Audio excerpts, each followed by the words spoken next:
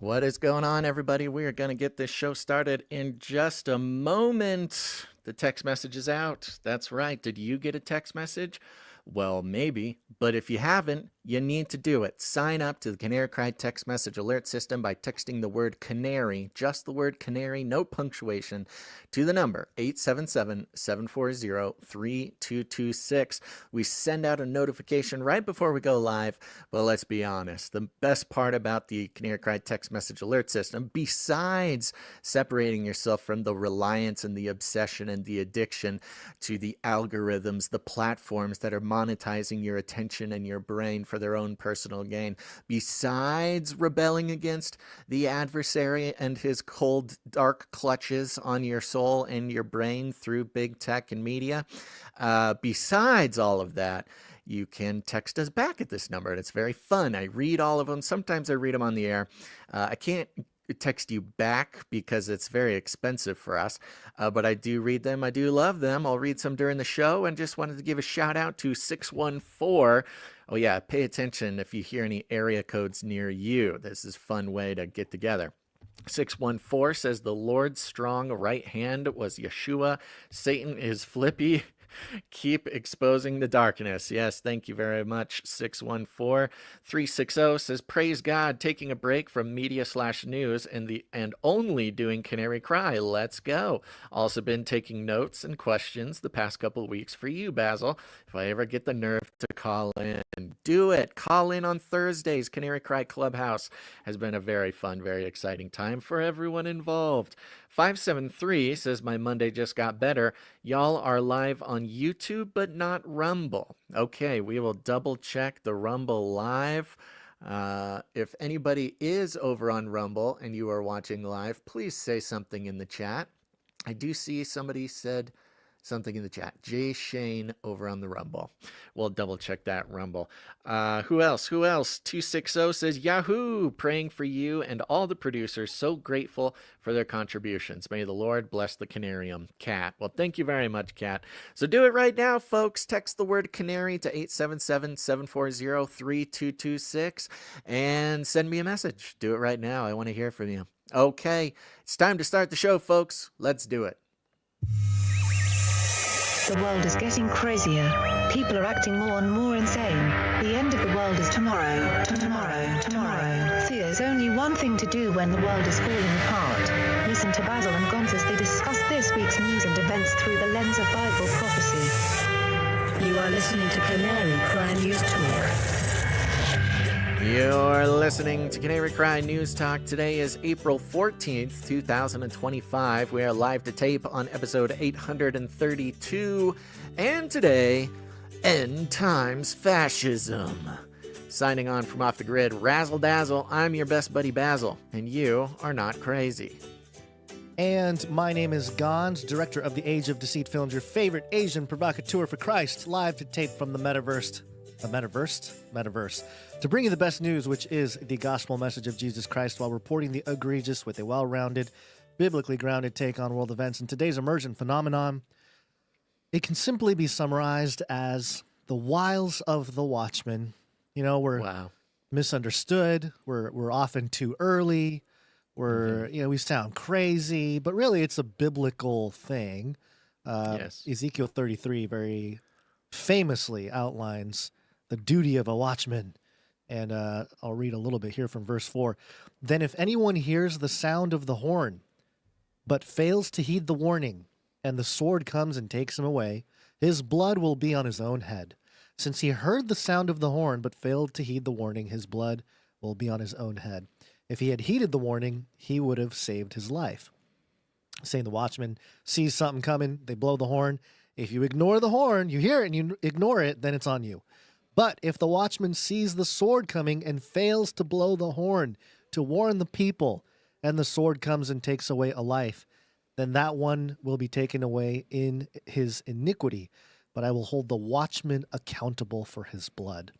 So, man, the watchman, if you don't say something as a watchman, then if something happens, it's on you. So, yeah, partly why I guess shows like this survive is that apparently we are sounding the horn, but many at the same time, At the same time, there's a wonderful thing to understand, which is if you are blowing the horn and they ignore you, it's not your fault. It's not my responsibility, baby. Exactly. Not my responsibility. I'm just going to sit here and blow this horn. We've been blowing this horn like a little, marching band since, 2012, something like that.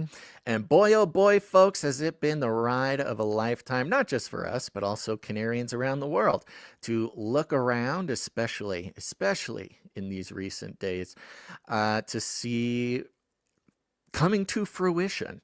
Not the things necessarily, Gons, that you and I have sort of been supernaturally given to blow the horn about. No, it's in fact very natural. Comes from, I don't know, putting in the time, putting in the energy, speaking candidly and at much length with scholars and researchers and people who have made it their life's work to pay attention to such things. And then after that, look, we're not scholars. That's not who we are. We are not academics. We are simply people who read the news and read it and pay attention, analyze it, deconstruct it. And just like, Alex Jones said maybe the most relatable thing. Ooh, when Alex Jones. Yes, when somebody approached him and said, like, you called 9/11, like, you got 9/11 perfectly 6 months before. The story is like June or July, and Alex Jones is like, yeah, this guy Osama bin Laden, he's gonna do a big terror They're knocking attack. down the towers. They He's tried probably- it in '94. Yeah. Yeah, he specifically picked out the target. He's like, I don't know how they're going to do it. Maybe they'll fly a plane. Like, just laid it out piece by piece by piece. And in recent years, somebody was like, how in the world did you call that? Like, what? Are you CIA? Are you psychic? He's like, no, just read the news. If you just read the news, they tell you everything you need to know. And that is true, especially because it's, it's a part of the occult infrastructure of how this world is run. That's why predictive programming exists. And in a way, news is a type of predictive programming. You just pay enough attention. And here's the key. You pay enough attention, you start getting things right almost supernaturally. We're used to this, Gons, of course. But the difference is, and this is the big key now, we've been trying to figure out what in the world is the role of a show like ours in these days, because certainly there's more news, more independent alternative news shows than have ever been before. Alternative news shows are getting bigger and bigger and bigger. Mainstream media is going down the toilet. There's this shift in how people are getting their media and paying attention to the news. And we've been sort of sitting here, or I think I've dragged you into my struggle, Gons, which is, what in the world are we called to do here? Like, what is our purpose? We've certainly had a purpose, but it kind of feels like whatever it was over the past 10, 12 years, we're not in the same world. The calling is not what it used to be. Well, the context of the calling, I would argue, the calling to share the gospel remains the same. But well, of course, there's that. But let me finish, because I sent it to you.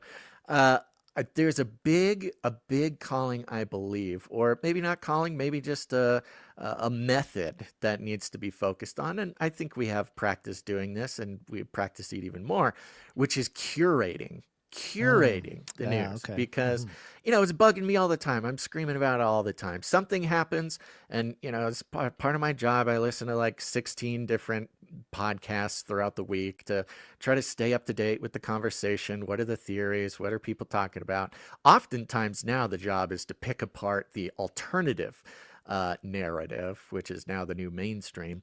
But it's really this aspect of curation, because you can watch the entire online news ecosphere get totally wrapped up and just start saying the exact same thing about all the exact same stories. Sort of alt media, independent media losing its focus on trying to uncover the hidden things, and instead, fall into this trap of, hey, there's a big news story.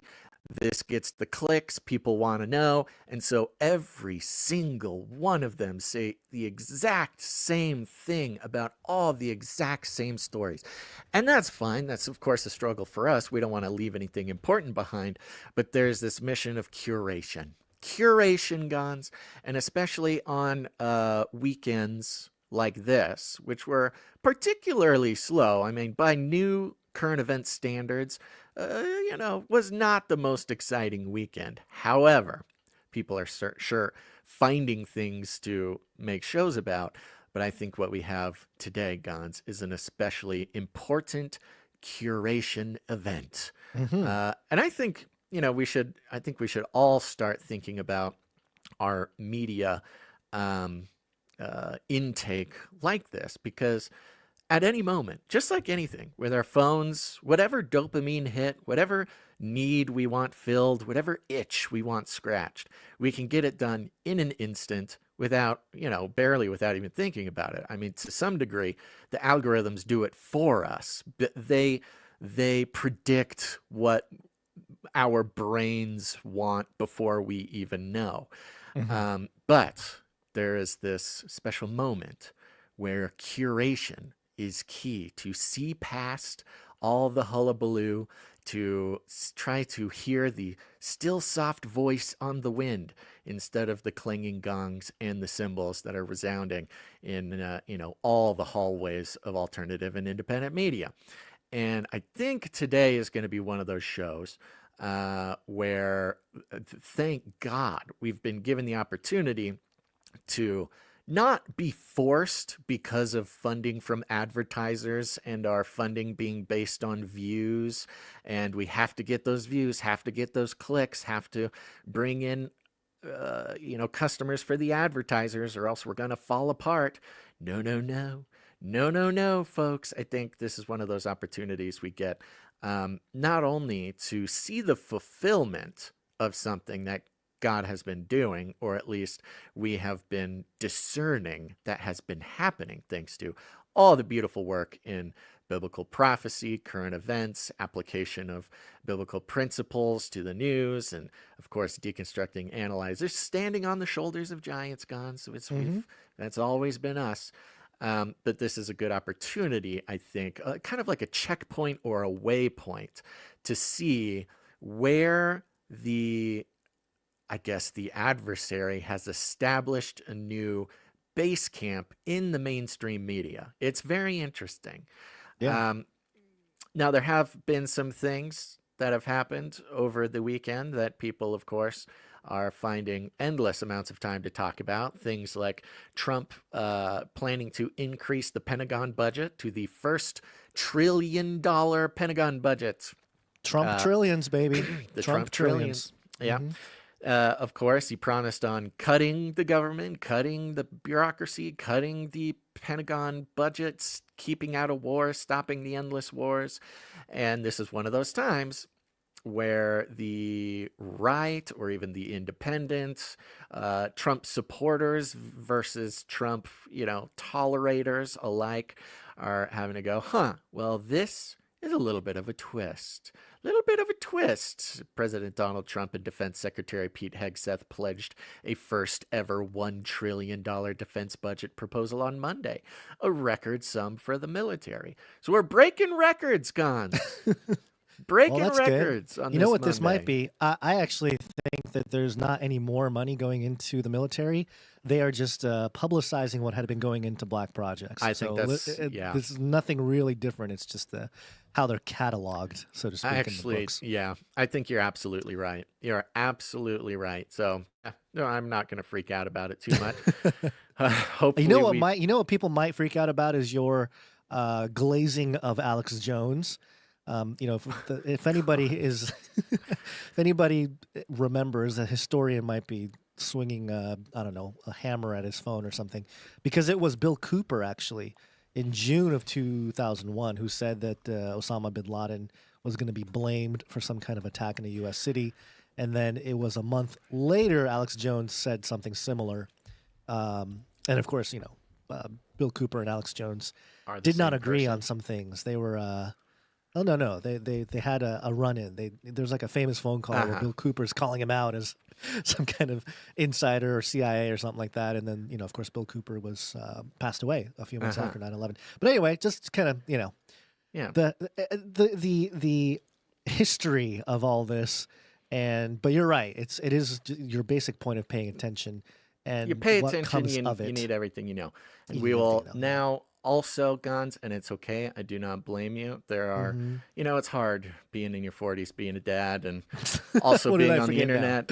We're just did I going do to now? refrain from using the G word from now Oh, is that a on bad this. word? It's not. It's not. It's just something we'll avoid doing on Okay. this particular show. Okay, But all yeah, right. you make a good point. You make a good point.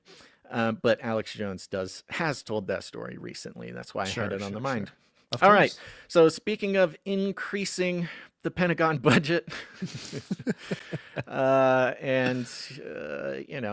are praying for the continued budget, just keep the budget we got going. Let's just keep that going. Or perhaps we should reach for the stars, Gons, and the producers may just consider it in their means and within the blessing that the Lord has given them to increase the Canary Cry budget. We'll find out. But let's take a second and thank our executive producers. Executive producers. That's right, folks. We are on the value for value model, which means we don't take any money from corporations, commies, cartels, governments, non-government organizations. That's right. The only way that we stay alive is in the great circle of value of the value for value model, which means we try our best. We try as often as we can. We try in so many different ways to bring as much value as humanly possible to our listeners, our producers, that's you. And there is an understanding that it is not within our rights as men of God to monetize your eyeballs, monetize your time, monetize your trust, monetize any of these things by gathering up as much of your attention as possible and then selling it to advertisers for our own personal gain. That's why we're on the value for value model, which is very simple. We create as much value as we can, and there's an understanding amongst the listeners, the viewers, the producers, that the show and the community can only continue if value comes back into the system. And that is via time, talent, or treasure. It's not all about money. Maybe you're a talented artist. Maybe you've got time to help volunteer on the back end.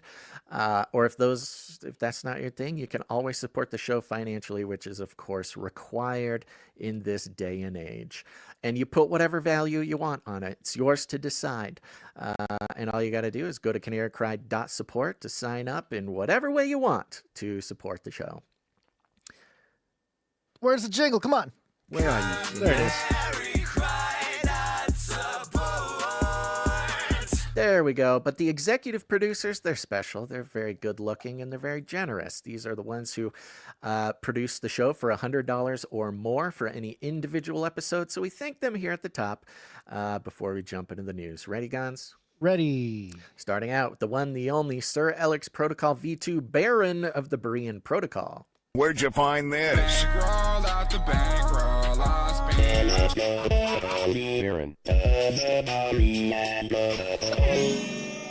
Coming in with $100 and 33 cents. He's on a 383 episode streak and a 36 episode executive producer streak. Incredible. Thank you, Sir Alex Amazing. Protocol. Thank you. Next up, we've got Sir Jamie, not the Lannister, coming Where'd you in. find this? Thank you, Sir Jamie. Thank you very much, Sir Jamie, coming in for his weekly tithe. We appreciate that and take that very seriously. Thank you. Sir Jamie sent a note, says, last Monday, y'all briefly went over some scripture relevant to the show. I really like that, and Gonza's Beyond the Verse is also primo. Keep up, boyos. Well, thank you very much. Thank you. Yes, the Beyond Appreciate the it. Verse, an excellent provision of value, Gons. Time well spent. I appreciate it. Not Hopefully, only it'll be one big thing at the end, one long, put it all together, baby. long documentary at the end. One big theory of everything. Yeah. We also had a wonderful executive producer come in, and that is Sir Tristan, Knight of the Garden. Where'd you find this? Sir Tristan, thank you. Thank you. Sir Tristan came in for $111 and 11 cents. It's 11, 11, 11, 11. 11. Yeah. Thank you so much. I did not see a note from Sir Tristan, but if I missed it, just let me know. I'd love to. Oh, you know what? Shoot. Was it Sir Tristan Out of the Garden whose family was needed some prayer a few episodes ago? So Let me do I thought we did this last episode too. Yeah, maybe we did. And which is why I want to make sure if there was a note. Let's see here. March 26th. This is the last text I got from him. Let's see. The last email I got from Sir Tristan was quite some time ago. All right. I feel like I saw something from Sir Tristan. I'm so sorry, Sir Tristan. I'm going to keep looking for this. But we are praying, continuing to pray for your family, I believe your baby, and your father. I believe it was your father or father-in-law. I think so. Father-in-law. Yeah, who was having some problems a little while ago. Thank you very much for the executive producership, Sir Tristan. I will keep an eye out for any notes if one comes in. Okay. Okay, we had also producer Chelsea S. Where'd you executive find producer. this? Chelsea S, thank you. Executive producer Chelsea S comes in for a nice round number, which is a good reminder for anybody producing a show. If you come in with a nice round, simple number, that's you telling us that you prefer we do not disclose the amount on the air. If you don't mind us disclosing the amount, put something funky on there. 11 cents, 33 cents, 77, 1, 2, 3, 4, something like that. Have some fun with it. That's you telling us you're okay disclosing it.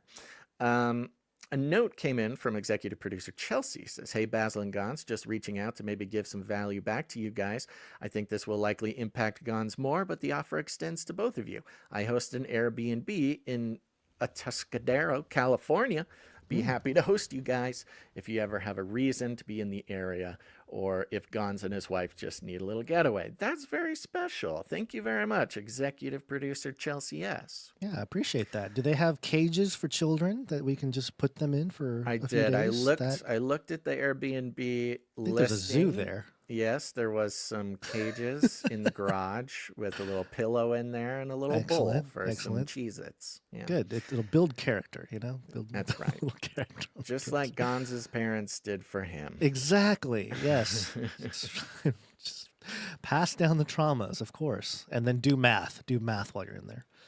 Yes, it's good for your mathematic brain. Mhm. And according to my list here, that is the conclusion of our executive producers for this Do episode we- 870. I sent you a whatever, picture. I sent you a 832. picture, Basil, When? right before Where? the show today, this morning, Where'd you send it? on Signal. Uh-huh. Yeah, Okay. You want me was to a- look at my telephone? Sure. Yeah. Okay. Can I mention this person? Oh. It is an executive producership. Oh, that's a good question. Oh yeah, I think. Wait, hold on. Let me look. I don't know. The fact you're asking me my opinion on this at all makes me think that I should definitely double check what we're doing. Yeah, you definitely should. Okay. It is I can snail get in here. mail, and of course, like snail mail, it did take a little bit of time to reach our desk, but that's what tends to happen with snail mail. Yeah. This looks like an executive producer. Mhm. The name on this, I'm assuming, is Mark B. Is that Is it right? Mark B? I think so. I'm thinking it's Mark B. That's what I'm Mark seeing. B. Where'd you find this? Thank That's you, Mark right. B. And it's a good thing to remember, folks. We do get questions sometimes about if we have a snail mail box or if you want to send some sort of gift or survival supplies. We do have that address. It's over there at Canary Cry. What? CanaryCry.support. If you scroll all the way Support. Yeah, down, scroll down. CanaryCry.support, you can see the P.O. box there. Is that the Oceanside P.O. box? It is, yeah. I Okay, might change it up to a Fallbrook one. We'll Well, see. at this We'll see. moment, it's P.O. Box 5681, Oceanside, California, 92052. And you have to put Gonz's name on it. Yeah. That's key. If it doesn't have Gonz's name, I don't know. They don't like it. But a note came in with Mark's producership for $134. Is that what it was? Yes. Looks like it. Yep. Jesus bless your ministry, Gons. Thank you very much. There you go. Appreciate it. Thank you very much, Mark. There you I'll go. make sure you made it on the list here. Yep. Okay, that concludes our list of executive producers. We've got some other producers to thank later on in the show. Very exciting, Guns. We also have some knightings this show we'll do later on. Ooh. What else we got? We got some... Oh, I know that... I don't know if this is part of the executive producership, but there's a special message I'm supposed to play for some special people. So here's the thing. You can I want to end this segment by saying thank you to all of our monthly producers. People coming in saying I'm getting value on a regular basis, or I've gotten value for such a long time, or I expect to get value into the future. And they sign up and support the show in a monthly recurring way. And and again, it's all up to you. Is it $1 a month? Is it $2 a month? Is it $33 a month? Whatever it is, the monthly producerships not only brings a sort of financial value to the show that is, of course, required in these times, but also a sort of spiritual producership. Because when Gons and I, especially on low producership days, we can wake up in the morning and we go, okay, maybe today isn't the biggest day, but we do have these monthly producers. We're going to survive. We're going to be okay, at least for 30 days. So highly, highly encourage, recommend, and pray that the Lord inspire anybody who's getting value from the show to pick their own number, whatever they want. But we do have a couple of programs that reward those who produce the show monthly. Of course, there's the Canary Cry T-shirt Council. If you like to get T-shirts, choose the Canary Cry T-shirt every quarter. Go to canarycrytshirtcouncil.com. But the creme de la creme, one of the most popular, most beloved producership programs is the Canary Cry Supply Drop. And you can go to canarycrysupply.com to sign up. And when those supply droppers, they support the show for $33 a month. Every quarter, a big old package filled with custom created, producer-produced, artist-designed. We keep it all in the family when it comes to the supply drop. But a big package of stuff arrives at your doorstep for free. And we even cover the shipping. It's very exciting, except for international. Sorry, international people. It's very difficult. But in this recent supply drop, there was a mission. A mission was given. And I can't talk too much about it, mostly because I don't know much about it. I am no longer in the council of supply drop ARGs. There is a super secret mission happening, and so it is very important. I've been told that supply droppers must listen up for about the next 8 episodes. There will be some very important messages being given on the show. Let's see here. You have a card. There's a card in the supply drop. So hopefully if you have your supply drop, you should have gotten a card in there, which is a very fun, I don't know, mission or mystery that must be completed. I am being told that if nobody solves this mystery, then the Russian handler might send Sir Ike to a Siberian prison camp, which we don't want that. We need Sir Ike. He's very important. Is this it? The top secret document here? I'm not going to show it, but yeah, I have don't it show he specifically says don't show the top secret document. Top secret. But it is right there. That's what it looks like. And I suppose we want to make sure that Sir Ike doesn't get sent to a Siberian work camp. So let's play the note and make sure you people take notes, please. We can't let Sir Ike disappear. Attention supply droppers. This is your Russian handler. The quote is the key. I will be sending code messages for the next 8 shows. 33 codes to be exact. Every show there will be multiple. It is your job to unscramble the cipher. The one who solves the cipher first and emails the answer to RussianHandler33@yahoo.com will win most delicious coffee from Cage Rattler. Remember, the quote is the key. The first message is 820 11 37 418. Okay. Okay, I'm it's lost. the I actual don't know Russian what's going handler. on. It is. Yes, it's not for you. The Russian handler, of course, you'll remember her from the Canary Cry Clubhouse episodes, a wonderful producer and actual Russian of some kind. She was in a whirlwind talking. Hear Yes, the well, that's how whirlwind you in the know it's background. legit. Right, You yeah. know it's legit because it's a kindly matriarch type of personality, and the wind was blowing. Yes. This isn't in some studio. This is out in Right. the field, boots on the Out in the field. ground. Yep. Yeah. All right, so there you go. Go to canarycrysupply.com, sign up. It's not only financial support that keeps us alive in the dark times, but also some spiritual and moral support of the show as well to give us just a little bit of hope in the darkness on those sad days. Yep. Speaking of hope, a real quick prayer request here. Producers, assemble!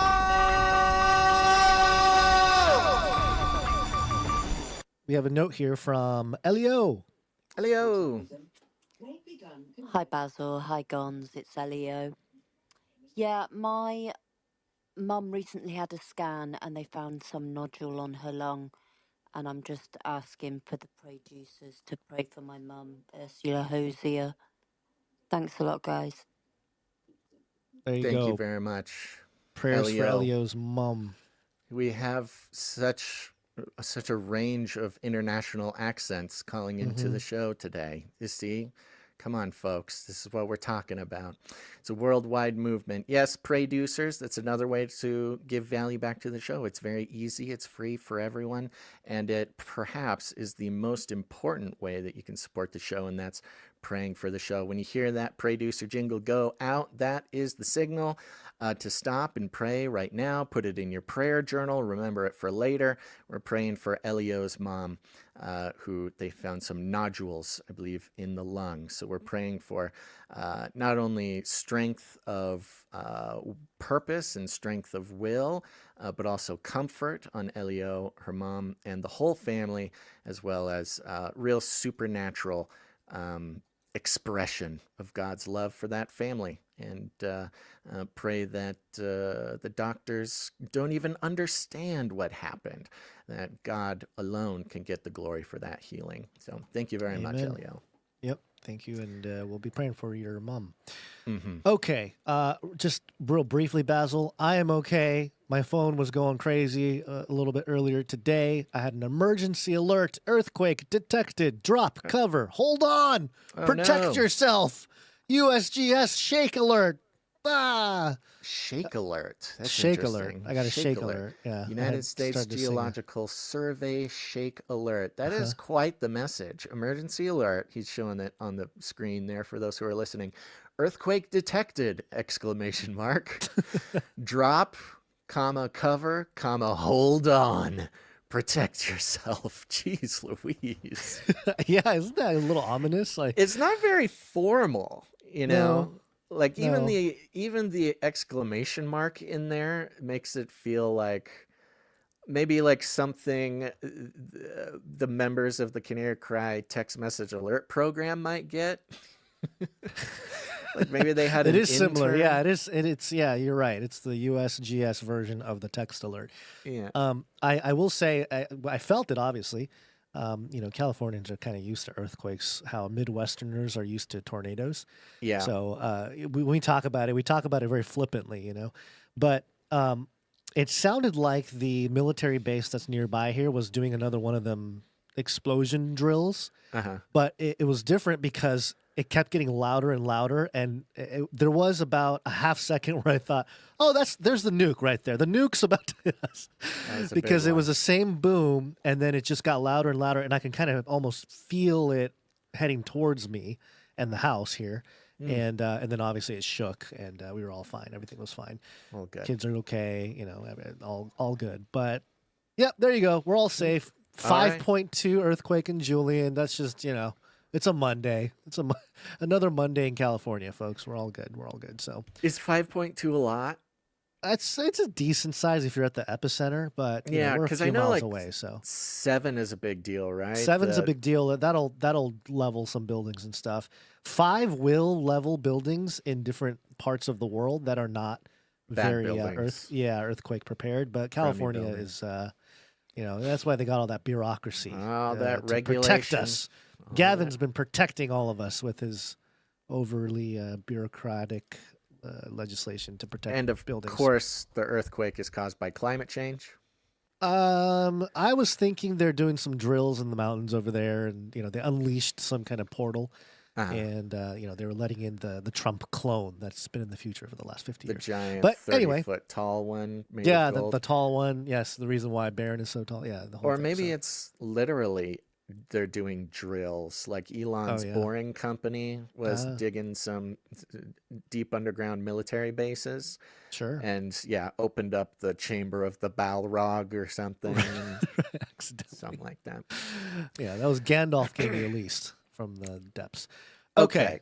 So this we're gonna take a second, folks, because we're gonna jump into the main story of the show. And this should be One story. All listeners, especially longtime listeners, but I'm of course now even including the group of people we got during COVID, maybe even after, if you've been around the show long enough to where when I say the Canary Cry theory of everything, like you have an idea of what I'm talking about, the long-term exposition of world history that has now taken 12 years to sort of piece together and come to fruition in so many ways. We can look around, we can see, individual events, individual trends and movements that are things that we've been talking about since episode 1 of Canary Cry Radio, different show, check it out, Canary Cry Radio, specifically about, technocracies, things like this. We see this all the time. In fact, it is a desire of our heart that God would take control of our words and our thoughts and our hearts to resist the annoying habit of us constantly going, yeah, I told you. Yeah, I talked about this 2013. Oh, they're just catching on. So we know that can be irritating to people, and we are earnestly petitioning the creator of the universe to help us through that. However, one of the things that we find as a particular notable event is when we see the mainstream legacy news establishment start reporting on the Canary Cry theory of everything in a fact of the matter sense. In a way, it sort of signals perhaps a shift that we've been observing for some time, but sort of some sort of completion. Because once it exists in the annals, the codex of mainstream media, then what we see inevitably is it is established as precedent, and then from there it starts popping up across the board. It gets integrated into the sort of secular default worldview, that of which the mainstream media is sort of the arbiters of, the software updates for anybody who is just sort of passively letting the world tell them what is true and what is not true. And to see something like this, Gons, get included in the patch, there's a software patch coming in from The Guardian. And this is one of those articles, I'll say right up front, it's very long. And oftentimes when things are long, it's quite easy to cut pieces out.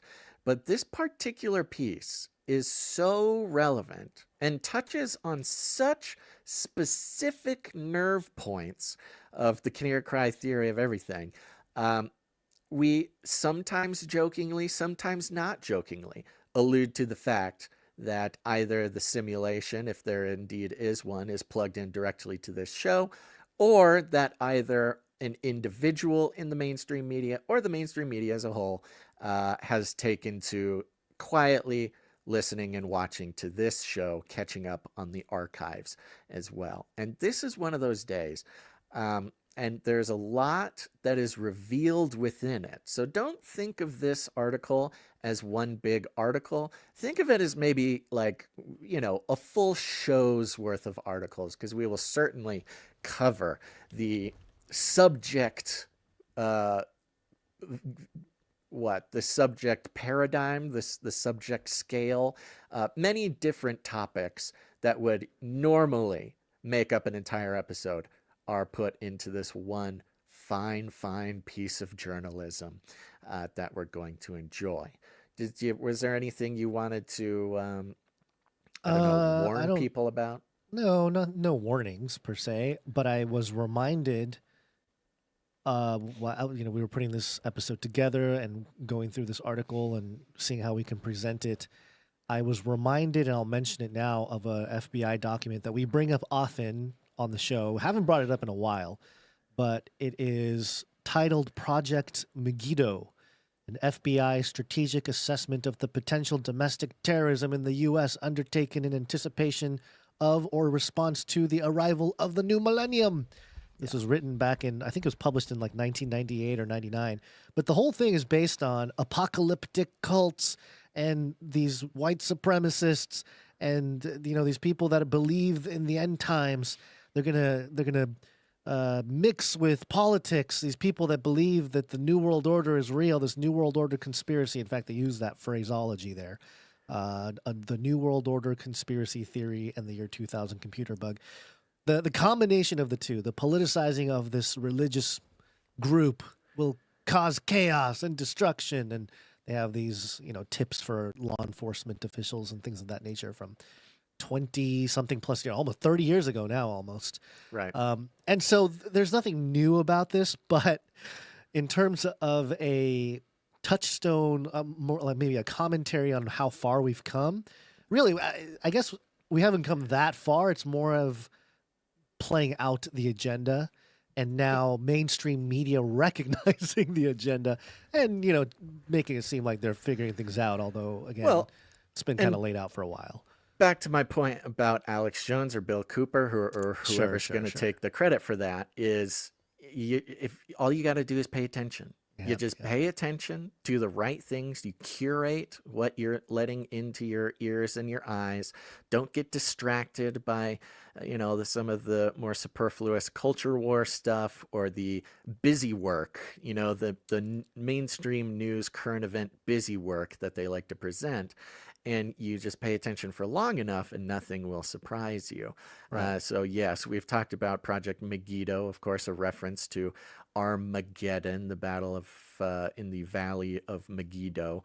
And look, we're talking, goodness gracious, the lengths that have been trod to position the earth in a place that's so specifically aligns with some of the not only biblical prophecies, but even sort of modern scholarship, things like this.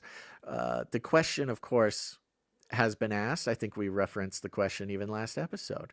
What is the deal? Are we watching biblical prophecy take place, or is there some group of whoever who is taking it as a script in order to,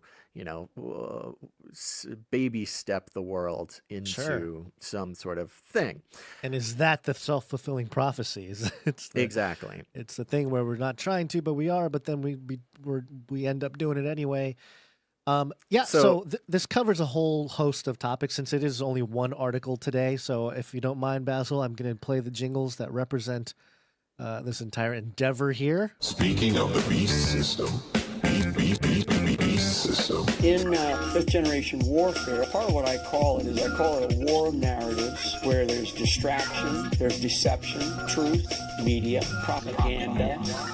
We will launch a new age. It's got to be biblical. May I, Gonzo? Sure, yeah. May I start this train a-rolling here? Sure. This is coming from The Guardian, and I think it's very specific that it's coming from The Guardian.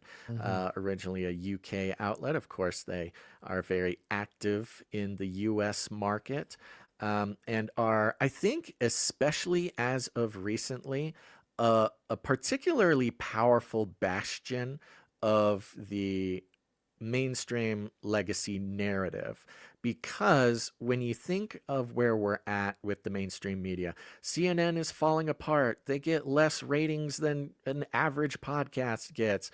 MSNBC, oh, they're paying $20 million to Rachel Maddow. They're letting everybody go, in this sort of in retreat, their own retreat of the mainstream. Yes, their own apocalypse of the mainstream media, especially in the US market.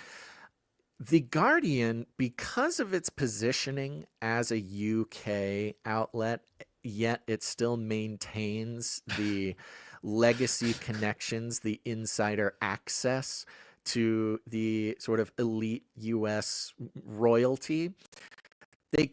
In a way, they kind of represent, maybe literally, the last bastion of power in the mainstream media. And there's something about that transatlantic nature that it sort of avoids most of the worst immediate criticisms when you start listing off, mainstream outlets.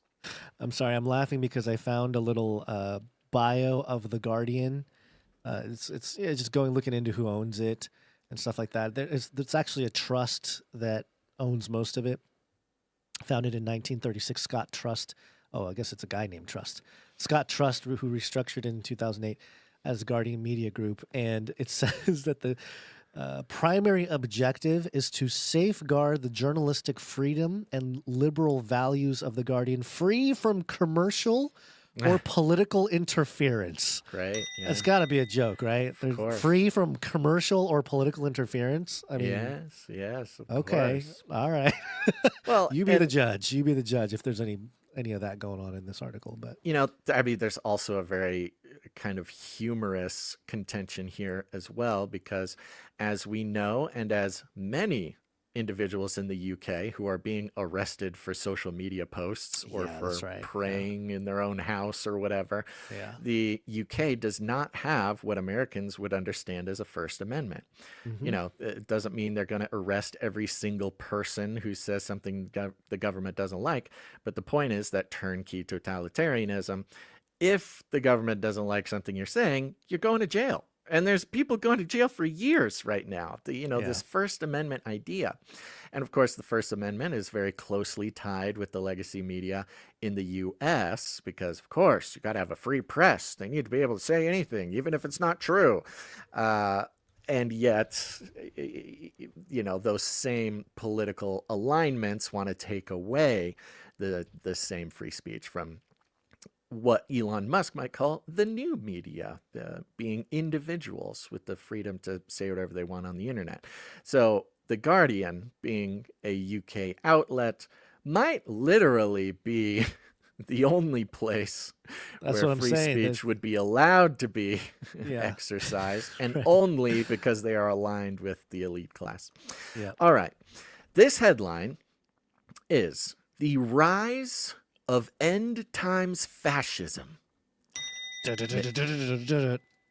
is this the authors, Naomi Klein and Astra Taylor? Yeah, you don't know Naomi and Astra? I do, but this is very I didn't interesting. know they were infiltrators.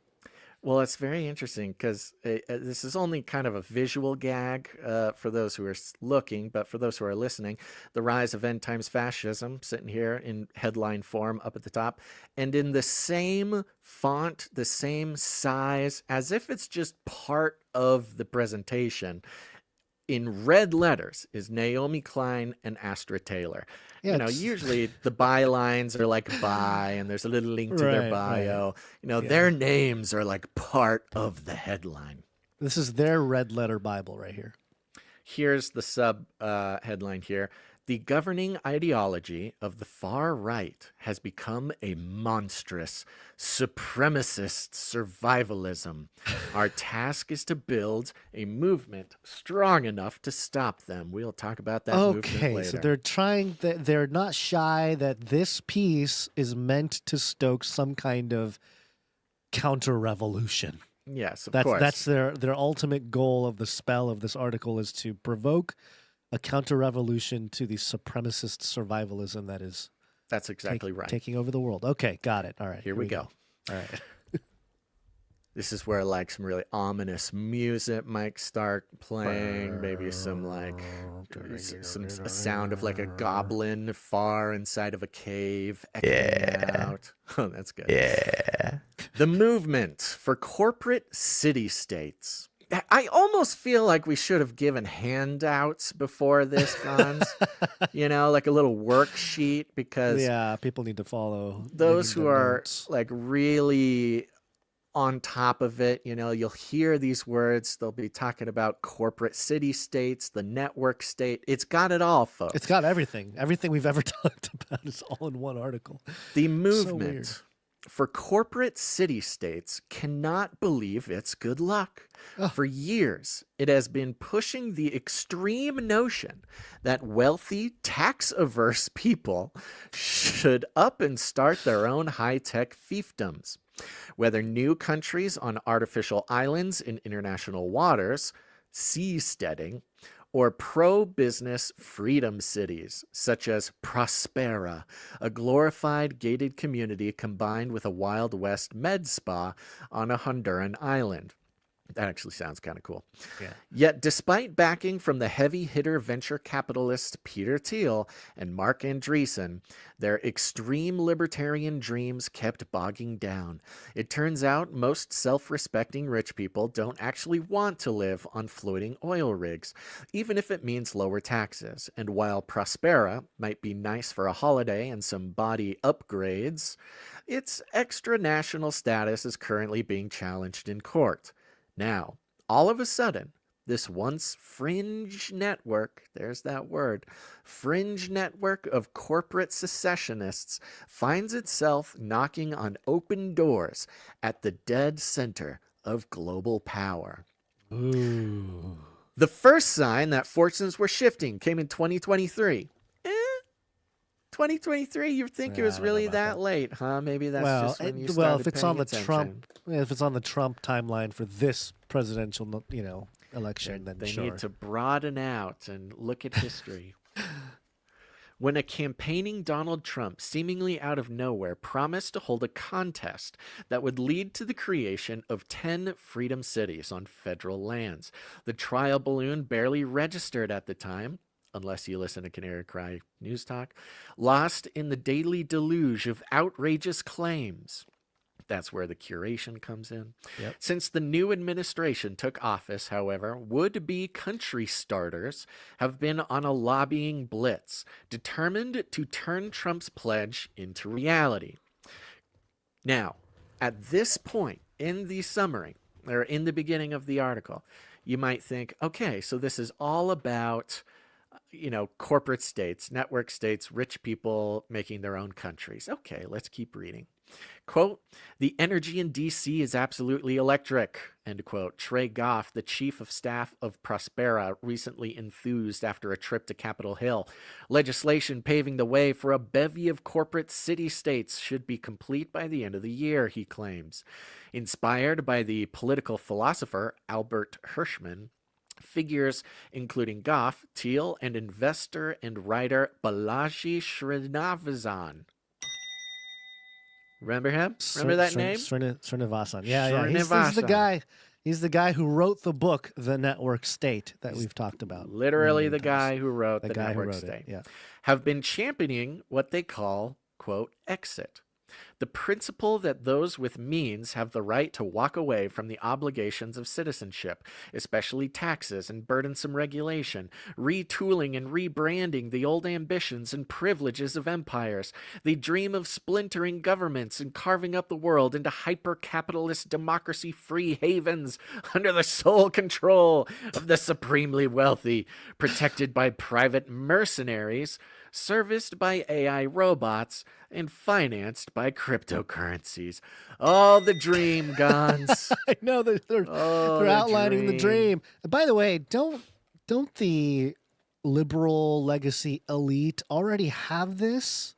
Yeah. Aren't they the ones that are kind of like, for example, the royal family in the UK? It's just an example. There's others, but I don't know. It's just weird how they're calling this out on the right or the extreme right, fascists. Or they whatever, haven't even picked out the right yet. I mean, of course, we know they're going to be talking to the right, but they mentioned libertarians. But notice they're just talking about billionaires. I mean, even Oprah has her own island. This is a thing. One might assume that it is contradictory for Trump, elected on a flag-waving America First platform, to lend credence to this vision of sovereign territories ruled over by billionaire god kings. And much has been made of the colorful flame wars between the MAGA mouthpiece Steve Bannon, a proud nationalist and populist. There's throughout this entire thing, there are times when you're like, wait, aren't they missing a word? Because if you're talking about Steve Bannon, a proud nationalist and populist, you're like, what is he, not a white nationalist anymore? Is he not a racist populist? Okay, they're leaving some pieces out. It has evolved, Basil. The monster has evolved. The beast has evolved. But also notice how they don't even need to put that word in there because that's the assumption. Yeah. A proud nationalist and populist, and the Trump-allied billionaires he has attacked as techno-feudalists who, quote, don't give a flying F about the human being, let alone the nation state. And conflicts inside Trump's awkward, jerry-rigged coalition certainly exist, most recently reaching a boiling point over tariffs. Still, the underlying visions might not be as incompatible as they first appear. So they are mentioning this thing that we have mentioned on the right for quite some time, and is, in my opinion, the biggest difference between the right and the left, which is the right disagree with each other all the time. And they are allowed to disagree with each other, and they are able to come together and work together, even though they are disagreeing with each other. And you can tell by the way this is written that the idea of two people of a same faction have different thoughts about the future and the present is like this exotic, this exotic fantasy land thing. Yeah. They're almost exposing their own, their own fascism or their own sort of, I guess, communist type of it's fascism. worldview. I mean, yeah, you're right. It's their own fascism. They're right? so offended by the fact that the right can have differing views, but also coordinate enough to get something done, which has been, of course, the Democrats' big problem. But we're not even really talking about politics here, folks, of course. The startup country contingent is clearly foreseeing a future marked by shocks, scarcity, and collapse. Their high-tech private domains are essentially fortressed escaped pods designed for the select few to take advantage of every possible luxury and opportunity for human optimization, giving them and their children an edge in an increasingly barbarous future. To put it blunt, the most powerful people in the world are preparing for the end of the world. An end they themselves are frenetically accelerating. Oh, they're doing it, and I told you Joe Biden was right. Armageddon's on the way. The dude spoke truth. They knew it. That is not so far away from the more mass market vision. Rather. Yeah. That is not so far away from the more mass market vision of fortress nations that has gripped the hard right globally, from Italy to Israel, Australia to the United States. Whoa. I didn't know Italy and Israel and Australia are gripped by the far right or hard right, but okay, I guess. Yeah, well, There's no link there or anything. Usually there's a link or something to another Guardian article. That's a good point. You kind of gotta know what's going on to understand what they're talking about. They're talking about immigration off the coast of Italy, which is a big political point. Israel, of course, with Gaza. Australia, I'm not so specific on, but the kangaroos, man, the roos are at it again. The roos, they're coming for the border. They're coming. Australia to the United States in a time of ceaseless peril. Peril. Openly supremacist movements in these countries are positioning their relatively wealthy states as armed bunkers. And again, there's that word sitting there just all alone, supremacist, openly supremacist. And they never really explain this. So this is throughout. We've gone from, things like white supremacist or whatever, I don't know, maybe native supremacist if you're talking about protecting your own country. Now they just use the word supremacist because it just doesn't matter. We are double speaking. It doesn't matter what's supreme as long as if something is supreme. Then they're bad guys. I don't know. Maybe this is a result of Kanye West making his entire new album based on Nazis and swastikas, and he's a self-made African-American billionaire. Yeah, what exactly? Right. Yeah, it kind of breaks the white. You can't say white supremacist anymore. It's not inclusive enough of all the evil people out there. That's a good point. All the billionaires. Yeah. Apparently the Nazis are really inclusive nowadays. Very inclusive. Openly supremacist movements in these countries are positioning their relatively wealthy states as armed bunkers. These bunkers are brutal in their determination to expel and imprison unwanted humans. Unwanted humans. Who said that?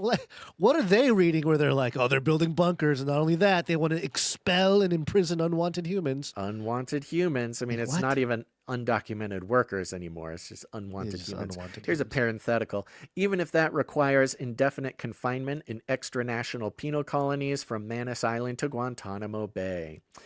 Okay. And equally ruthless in their willingness to violently claim the land and resources, water, energy, critical minerals, they deem necessary to weather the coming shocks. Here's a block quote. Though it builds on enduring right-wing tendencies, we simply have not faced such a powerful apocalyptic strain in government before. It's never happened before like this, Basil. Never. Nobody's ever thought the end of the world was coming. Yeah. This is the those who don't study history tend to repeat it kind of situation there. If you think this moment right now is the most powerful apocalyptic strain in government ever. Right. I mean, I don't know. Maybe you just haven't looked at history. Not even fringe or alternative history, just normal, accepted mainline history. There's a lot of moments like this. But okay. Now, all right. Especially notable, this repeated use of bunker. Yeah, bunker. I think they've been listening. I just before we get into all the bunker talk, because I know there's a lot of it here, I'm convinced... Who is it? Astra, and who's the other author here? Naomi Klein. Naomi and Astra. They were sitting there, digging through all the different podcasts, the fringy fascist podcasts like Canary Cry. And they were sitting there, Basil's bunker. Ooh, they're talking about bunkers. What's this all about? And they listened to you drone on about bunkers and, real reasonable things and real philosophically deep questions about stuff. And they just couldn't take it anymore. They're like, this googly-eyed man is driving me crazy. And they had to pen this article out of the rage that they experienced after sitting through a couple hours of Basil's bunker. That's my guess. It is really on their crazy. Unhinged nature of everything. But there are times where it feels like they're taking episodes like right out of our catalog and putting them in here. Yeah. And this is when they step it up a notch right here. Uh-huh. Interestingly, at a time when previously secular Silicon Valley elites are suddenly finding Jesus, it is noteworthy that both of these visions, the priority pass corporate state and the mass market bunker nation, share. There's no way they got that phrase "bunker nation" anywhere else but Basil's bunker. It's great. Just this. Never has the corporate media ever printed a sentence so fraught with the Canary Cry theory of everything. Mass market bunker nation. Okay. And, looking at guns. Okay. I promise I wouldn't do this, but even the fact that we alone, like I said, I have about 16 regular alternative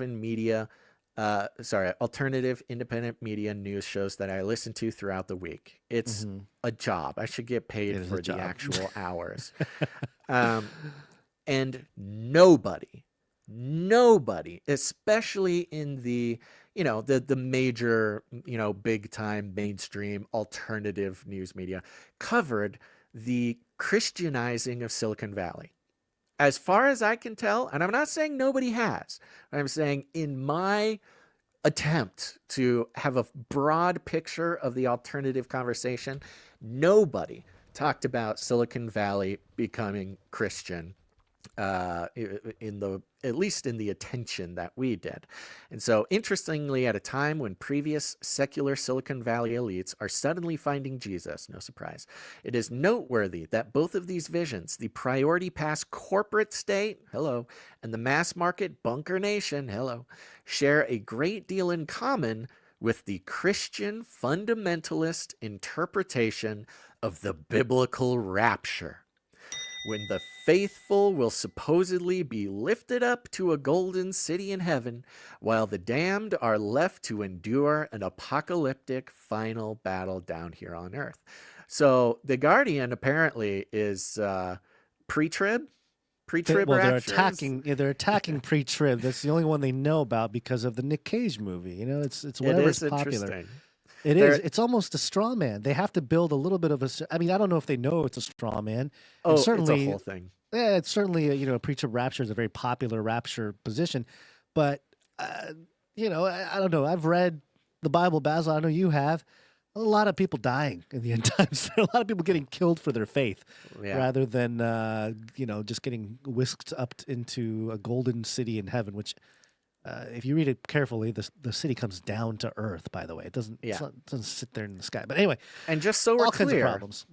Just so we're clear, when we mention topics that appear regularly on this show and our other shows, and we mention that it's popping up in this article. Remember that we'll probably point it out more and more, but the picture that they are painting might obviously have connections to the sort of fringe Christian niche or milieu that we're used to here. But you can see precisely where they are taking these bits and pieces because they for sure have not spent any meaningful time, earnestly and honestly trying to learn about the community or whatever, but instead taking these bits and pieces and, like you said, crafting this straw man out of the bits and pieces of what they can find wherever. They really don't put a lot of sources, but this is, on one hand, the mainstream building their enemy. They are building the enemy for the next phase of revolution. And what's concerning and disturbing for us is it looks like, in this case, they are building their enemy with pieces that they have found lying around on the floor of the internet. You're right. That aren't even necessarily, the representative of the real honest, the true theology, thinkers the true eschatology. Yeah, they picked up the pop version of it, which makes sense. It was handed to them on a platter. Yeah. So there you go. You get to take that doctrine and use it as a talking point to craft the enemy. This is fifth generation warfare for sure. This is literally identity. They're building an avatar of the enemy, who you should fear. If we are to meet our critical moment in history, all right, listen up. If we're going to meet our critical moment in history, we need to reckon with the reality that we are not up against adversaries we have seen before. We are up against end times fascism.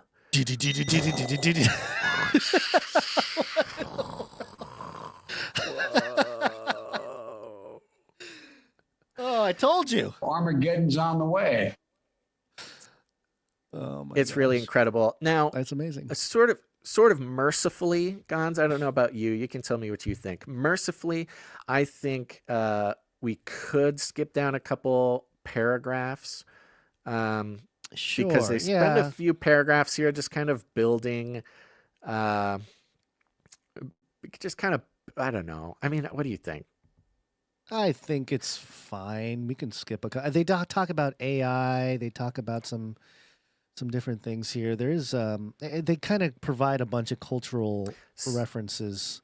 So I will say that in this one article here, they do start making the case that fascism is sort of literally equated to an Armageddon complex. Right. So they're saying let's just read it though. Let's just go for it because reflecting on his childhood under Mussolini, the novelist and philosopher Umberto Eco observed in a celebrated essay that fascism typically has an Armageddon complex, a fixation on vanquishing enemies in a grand final battle. But European fascism of the 1930s and 1940s has also had a horizon, a vision for the future, golden age, after the bloodbath, that for its in-group would be peaceful, pastoral, and purified. Not today. Alive. Is that their not today Satan? Yeah, apparently. But they're not really okay. Alive to our era of genuine existential danger, from climate breakdown to nuclear war to skyrocketing inequality and unregulated AI, but financially and ideologically committed to deepening those threats. Contemporary far-right movements lack any credible vision for a hopeful future. The average voter is offered only remixes of a bygone past, alongside the sadistic pleasures of dominance over an ever-expanding assemblage of dehumanized others. Ironically, by painting the entire right as sadistic lunatics who are pushing for nuclear war, pushing for sky. They have no vision for what the world should look like after climate change and after nuclear war. It's it's just this like it's true. In itself, it's a dehumanization of a political group. So it's funny because they're coming out here and saying, "Oh, these right people, they're all Hitler."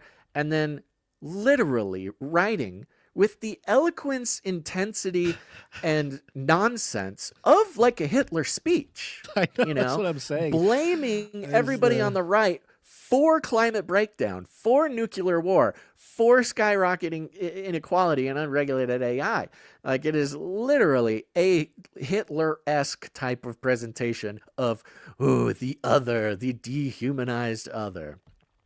Now, I am going to skip this next one. It's just introducing the Trump administration, about how mean they are, about how they put people in the sea cots. They have this picture here of Kristi Noem over at the prison in El Salvador. The governing ideology of the far right in our age of escalating disasters has become monstrous supremacist survivalism.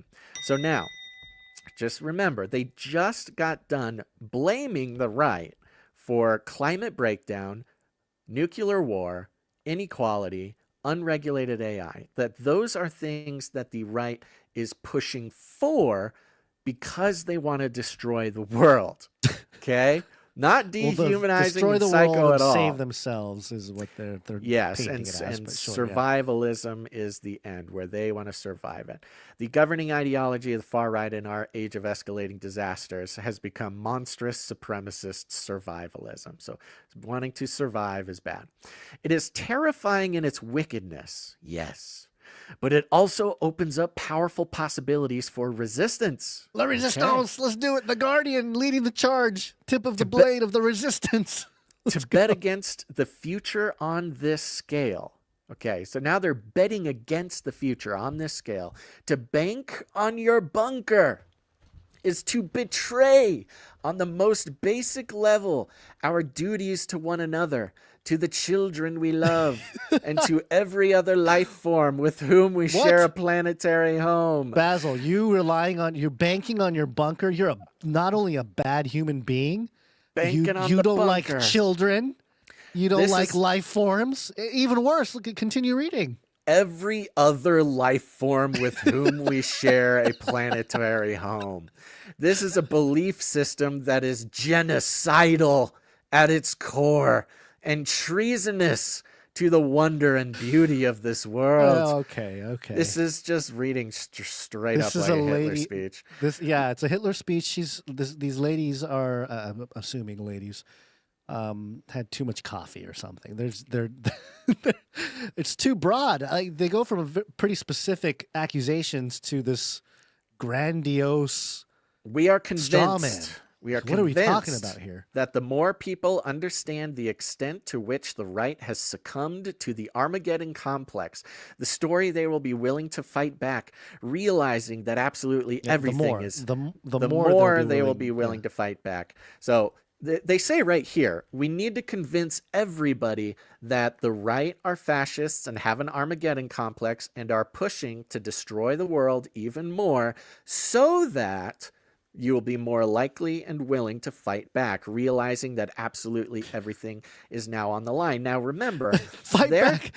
It's an Armageddon. It's an apocalypse. We're having okay. Anyway, the hypocrisy is crazy. It's just they're saying to save the world, you need to fight the right, and you wonder why the left is so violent. You wonder why there's just a story that a kid who wanted to kill Trump murdered his parents in order to get the funding to like start a race war or whatever by getting rid of Trump. This just happened yesterday. I mean, of course, we're not even talking about the versions of domestic terrorism, pulling people out of their Teslas, beating them, lighting them on fire, shooting them, the horrible things.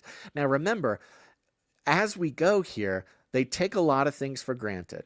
They're taking the climate alarmism as fact. They're taking COVID-19 as fact. They're taking every single thing that they say the right is not taking seriously, they take as fact. And somehow it's now the right's fault that all those things are happening.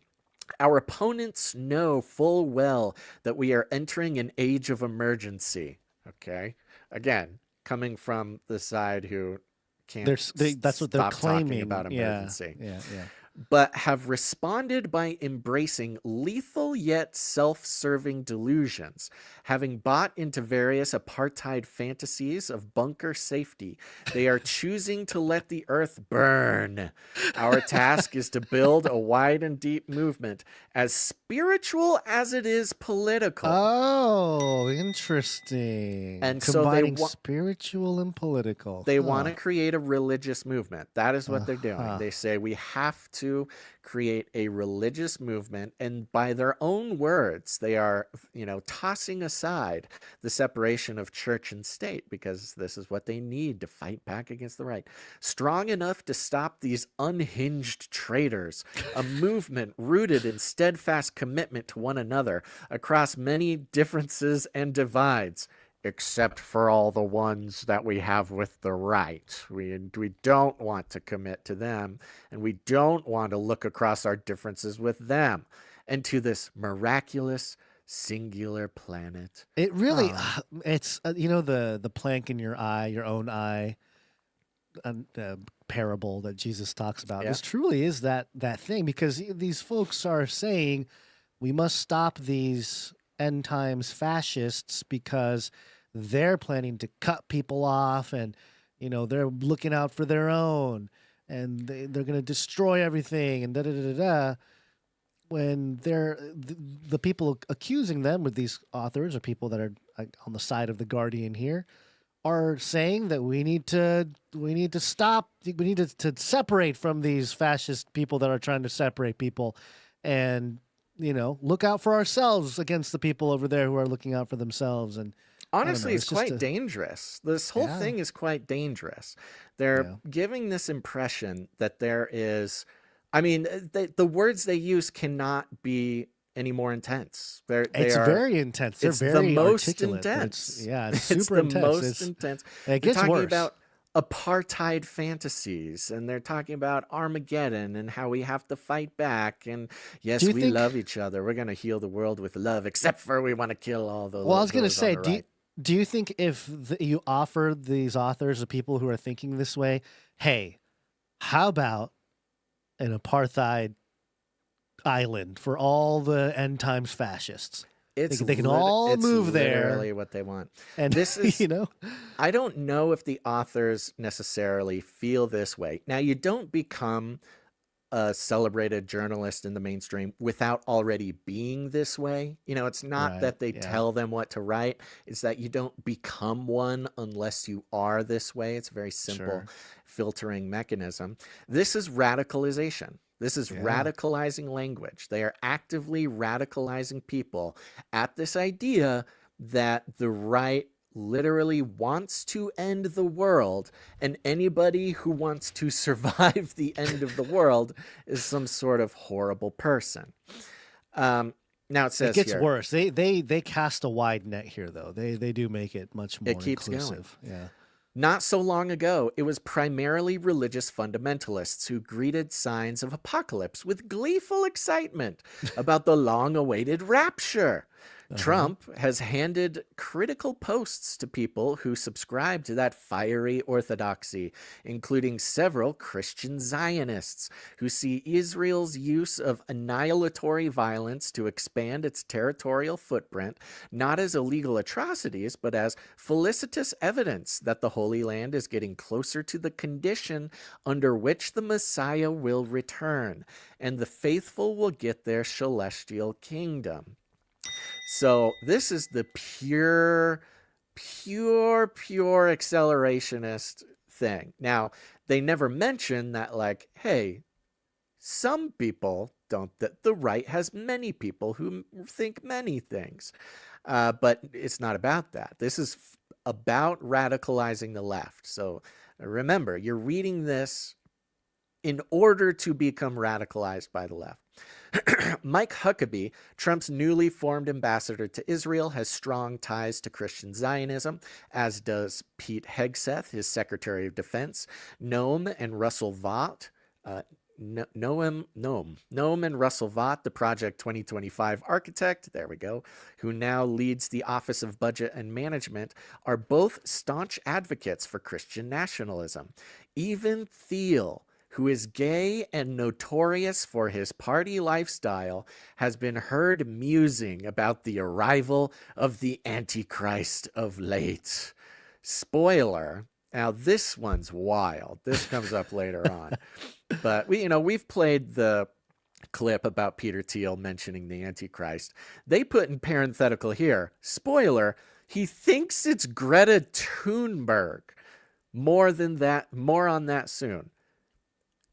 Peter Thiel has never said that Greta Thunberg is the Antichrist. But boy, oh boy, do they find a really clever way to say that.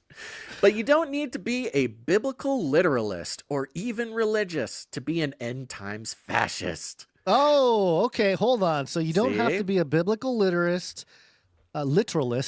or even religious. That's right. to You be- might So be you could be a thinking- secular end time supreme survivalist. Or here, before we move too far away from this, and I know we're bringing this up again Sure. later.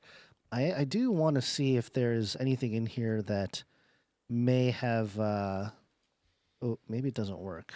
I found a file. It's labeled Peter Thiel Talks About Biblical Antichrist from Canary Cry News Talk, episode 597. Great. But the file may be missing here, so it might be a moot point, but I did find it. So looks like the file is missing. Good stuff. It's good when the file is there, but it's not, like the Gotta shell of the file is there, but the size of the file is 0. Always Yeah. a good time. Yeah, Got to reconnect that media. I know. Okay, so here we go. Now, this is classic radicalization. So Yeah, they yeah, spend all this time saying that Christians who believe end times prophecy are the devil. They Right. want to end the world. We have Yeah. to fight against them, literally radicalizing against this thing, this straw man that they created. And, you know, of course, they don't mention all the right wing, even right wing Christians who don't, you know, who are not Zionists. No, they just mention the Zionist ones. Yeah. But you don't need, and now this is where we go, okay, who cares about Mike Huckabee? You know, Right. I'm thinking people on the left reading this like, Mike Huckabee, I've never even heard that name in my life. I don't know. It's And been a that's while when they, since we heard of Mike Huckabee. this is when they widen it out. But you don't need to be a biblical literalist or even religious to be an end times fascist. It does read like an advertisement for end times fascism, doesn't it? It's Like, so you don't inclusive. even know the Bible. You don't need to be religious. Everybody could be an end times fascist. Come on, let's go. Apparently, the end times fascists are the most inclusive group in the world. Well, that would Today, make sense for the mark of the beast, you know, rich, poor, exactly. continue. It's techno-populism. Everybody's allowed.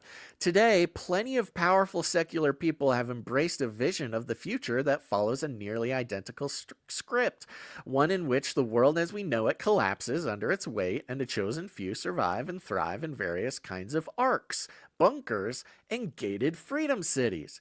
In a 2019 paper titled Left Behind, Future Fetishists Prepping in the Abandonment of Earth, the communication scholars... They're communication scholars, Gons. It's only the like easiest degree to get. Hey! I'm not gonna say anything bad about people with communication degrees, okay? Scholars Sarah T. Roberts and Mel Hogan described the longing for a secular rapture. A secular rapture. Secular rapture. Quote, in the accelerationist imaginary, the future is not about harm reduction, limits, or restoration. Rather, it is a politics driving towards an endgame. In the accelerationist imaginary. Okay. I would actually want to jump in and actually read this because it feels like I'm being tricked by that quote, but we don't have time. Now they mention Elon Musk. I don't want to get too wrapped up in Elon Musk, but I'll just give you this first intro to him. Elon Musk, who dramatically grew his fortune alongside Thiel at PayPal, embodies this implosive ethos. This is a person who looks up at the wonders of the night sky and apparently sees only opportunities that fill that inky unknown with his own space junk. Though he burnished his reputation warning about the dangers of the climate crisis and AI, he and his so-called Department of Government Efficiency henchmen now spend their days escalating those same risks and many others by slashing not only environmental regulations but entire regulatory agencies with the apparent end goal of replacing federal workers with chatbots. So we've got a number of lies there. Number one, escalating, like they're working off of some assumptions that is actually really dishonest to work off of. You know, even though Elon was one of the biggest warners of the climate crisis and made Tesla and was saving the world up until 2023 when he turned on him or whatever, you know, he's here to end the world when Doge is here by slashing environmental regulations. He wants to actually end the world. It's not about... So it's not the fact that environmental regulations were, you know, fraught with waste and fraud and were a bureaucratic sort of fascism over companies and people. I didn't realize these environmental regulations was preventing the end of the world from coming. I didn't think it was that powerful of regulations. They were holding back the end of the world. They were the Archangel Michael. They were holding back the revealing. I don't know. That's right. Those bureaucrats, they were the only ones standing between us and oblivion. So there's a concerning accelerationism, which is sort of the thing that they're pointing out here. There is a right-wing accelerationism and a left-wing or left accelerationism.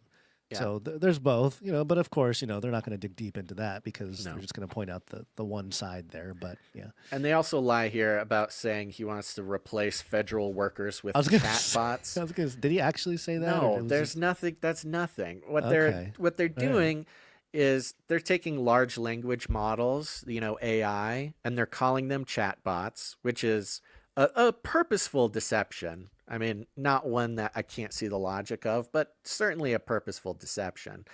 But yeah, we know the techno-populist extraordinaire, who I think we may agree with the writers of this article that the techno-populist utopian Elon does want to put AI in positions of power in the government. And yes, by our, account, that does bring us towards the beast system and the end times prophecy. That is certainly a part of it, but you don't need to say, you don't need to be silly about it.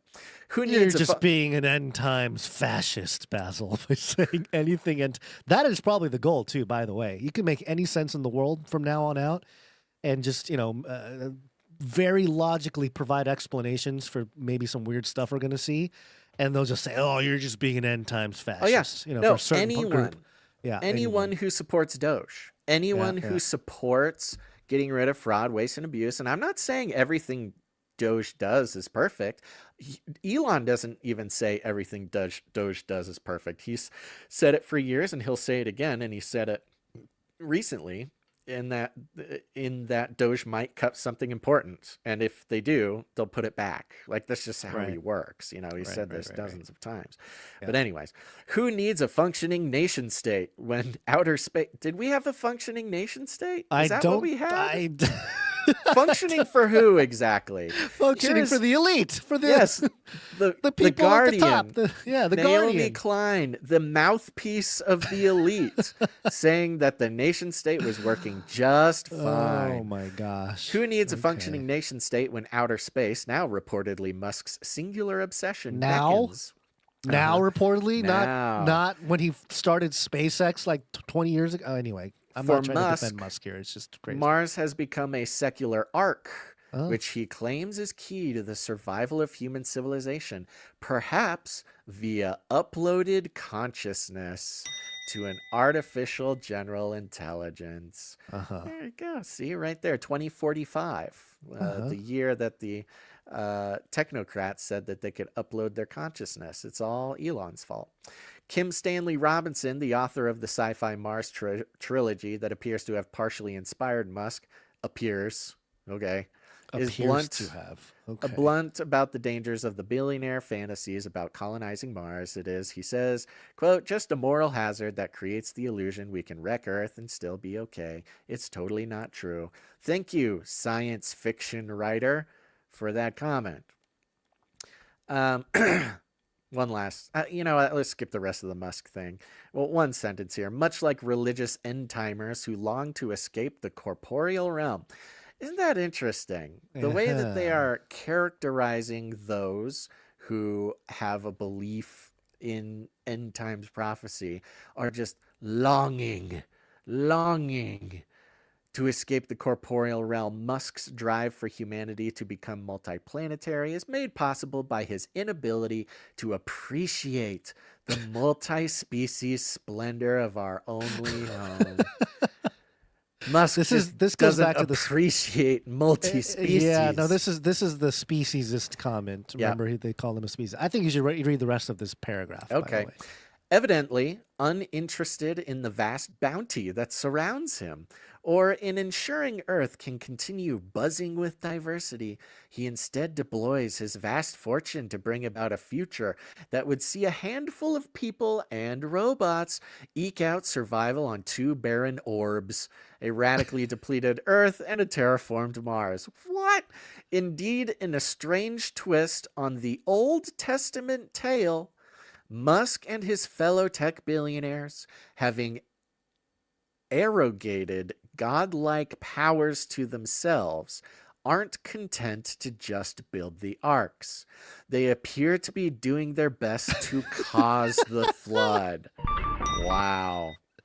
Yeah, you know, Sorry, Musk. I was pressing buttons. Musk with his, his electric cars to protect the earth from carbon emissions. That's going to cause the flood. Today's right-wing leaders and their rich allies are not just taking advantage of catastrophes, shock doctrine, and disaster capitalism style, but simultaneously provoking and planning for them. They don't even try to explain what the actual provoking of these things are. Again, with Elon, it's totally backwards. It's all under the premise of, and they talk about it later, that it's AI, but it's climate change. It's your normal it's nothing. Fear. It's everything. It's everything to be afraid of, and therefore it's nothing. This is pure radicalization content, and it's radicalization content to create a straw man about crazy Christians.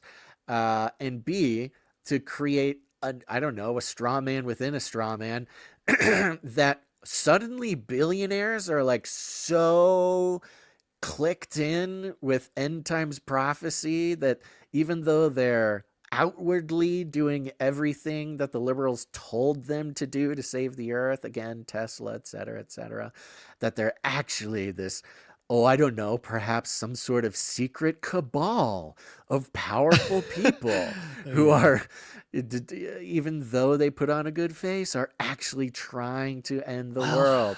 It's pure leftist craziness. It's crazy. Now, it gets even better. As if you thought it would end there. This folks. thing gets. We're not even halfway through this, folks. It's this crazy. is why it's going to take this whole episode. No, it's great. Get locked in, folks. Lock in. What if the MAGA base? What of the MAGA base, though? Okay, we've done talking about billionaires. Let's talk about the MAGA base. What of the MAGA base, though? Not all are sufficiently faithful to earnestly believe in the rapture. Okay. There's so many wrong things with even this last two lines that trying to unpack it is, I think, counterproductive. So I'm just going to let it. Not all of the MAGA base are sufficiently faithful to earnestly believe in the rapture. And most certainly don't. Like, I can't tell if the writers of this actually believe there is a rapture or not. Sometimes they kind of It's a capital R. It's a capital R rapture. It sounds like they're saying that there is a real rapture. So, they can't get everyone to believe it, but yeah. The way they write about it, it often seems like the writers of the article have more faith in the rapture than others. Okay, believe in the rapture, and most certainly don't have the cash to buy a spot in a freedom city, let alone on a rocket ship. Fear not. End times fascism offers the promise of many more affordable arcs and bunkers. These ones well within the reach for the lower level foot soldiers. They just spent 50 paragraphs talking about how the billionaires are the only ones who are going to survive, that they're using the little guy, that they're lying to everybody.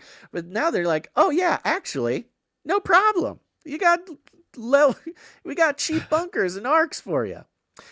Listen to Steve Bannon's daily podcast, which bills itself as MAGA's premier media outlet. Does it? I have no idea. I don't know if that's true, but okay. I don't think it is. And you will be barraged with a singular message. The world is going to hell. The infidels are breaching the barricades. That's racist for them to use an Islamist word and apply it to Christians. That actually shows an anti-Islam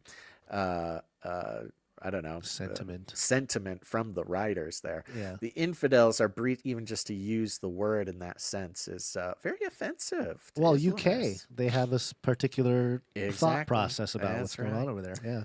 The infidels are breaching the barricades and the final battle is coming. Be prepared. The prepper message becomes particularly pronounced when Bannon switches to hawking his advertisers' products.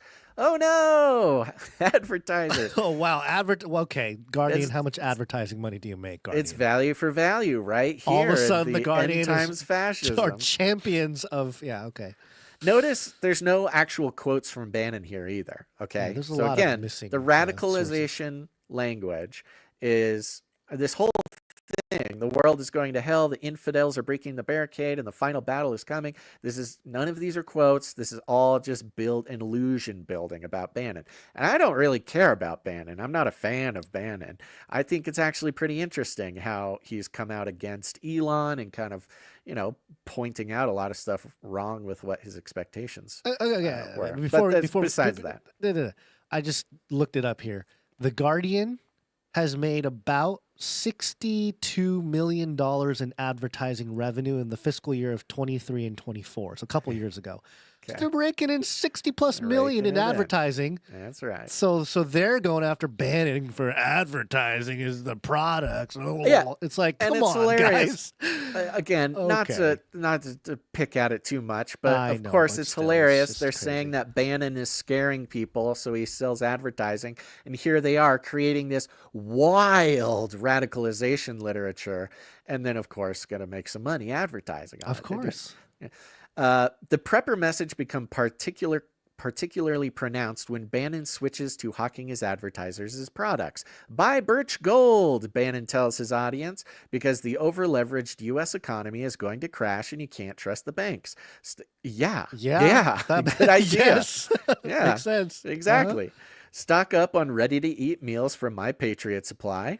Did they link to it? I think maybe they are getting They advertising are for dollars. sure getting some kind of affiliate code or something. Why would you link to the actual Patriot Supply if they don't have? Yeah. No, they use the link. They use paid. an affiliate link. Oh, this is disgusting. Yep. Wow. They're getting paid. You click on it, it goes straight to My Patriot Supply.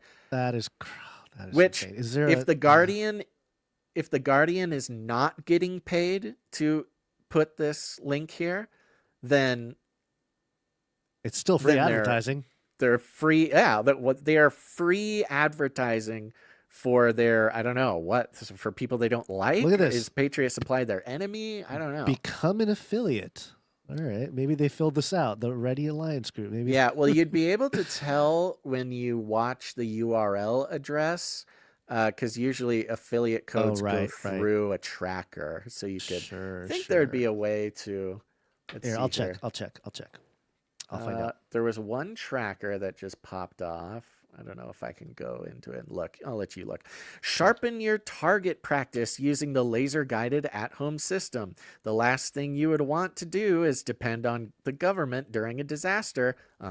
He reminds listeners, left unsaid, parenthetical, left unsaid, especially now that the Doge boys are selling off the government for parts.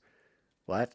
They're not selling the government. I don't know what you're talking about. Selling off parts. What are you talking about? Can I buy the government? Can I bar? What are you talking about? Then there's a block quote here. End times fascism is a darkly festive fatalism, a final refuge for those who find it easier to celebrate destruction than imagine living without supremacy. Can you imagine living without supremacy, Gons? I don't even know what supremacy. I don't know what that means. About. A God supremacy? I mean, I'm happy with God supremacy. It's the premise to all existence. So, do you get anything through the Guardian affiliate code for Patriot deals? There aren't explicit standard affiliate marketing parameters in here, but it does have some Google ad campaign. I mean, the fact that it's in here, the fact that the link is in here. The link is in the article would suggest some kind of I'm sure they have an marketing. affiliate connection. I mean, and again, if not, it doesn't even matter. Like, why did they link not just to an article about My Patriot Supply? They could link it to a Guardian article about other crazy preppers or whatever. Right. They link it directly to the purchase page. All right. Bannon doesn't only urge his audience to make their own bunkers. Oh. Bannon doesn't only urge his audience to make their own bunkers. Very careful, Basil. It sounds like they're painting Bannon out to be your dad. Bunker hate. Like your literal dad. This is bunker hate. Basil and I will Rosewater, not stand son of for it. Steve Bannon. I will not stand for it. Bannon doesn't only urge his audience to make their own bunkers, of course. He also advances a vision of the United States as a bunker in its own right. Whoa, dude. Okay. In which, Sorry. Go ahead and finish this, and then I'll go back to the the link to my Patriot Supply. Yeah, 'cause I think we you discovered still something. have that up on the screen by the Oh, way. I just letting do. you I know. don't have it. Oh, sorry. He also advances a vision of the United States as a bunker in its own right, one in which ICE agents walk the streets, workplaces, and campuses, disappearing those deemed enemies of U.S. policy and interests. The bunkered nation lies at the heart of the MAGA agenda and of end times fascism. Inside its logic, the first job. This is making me want bunker way. I need to get way more bunkery. This is like you don't want reverse these people coming for radicalizing. you. This Yeah, is yeah. crazy. Inside its logic, the first job is to harden national borders.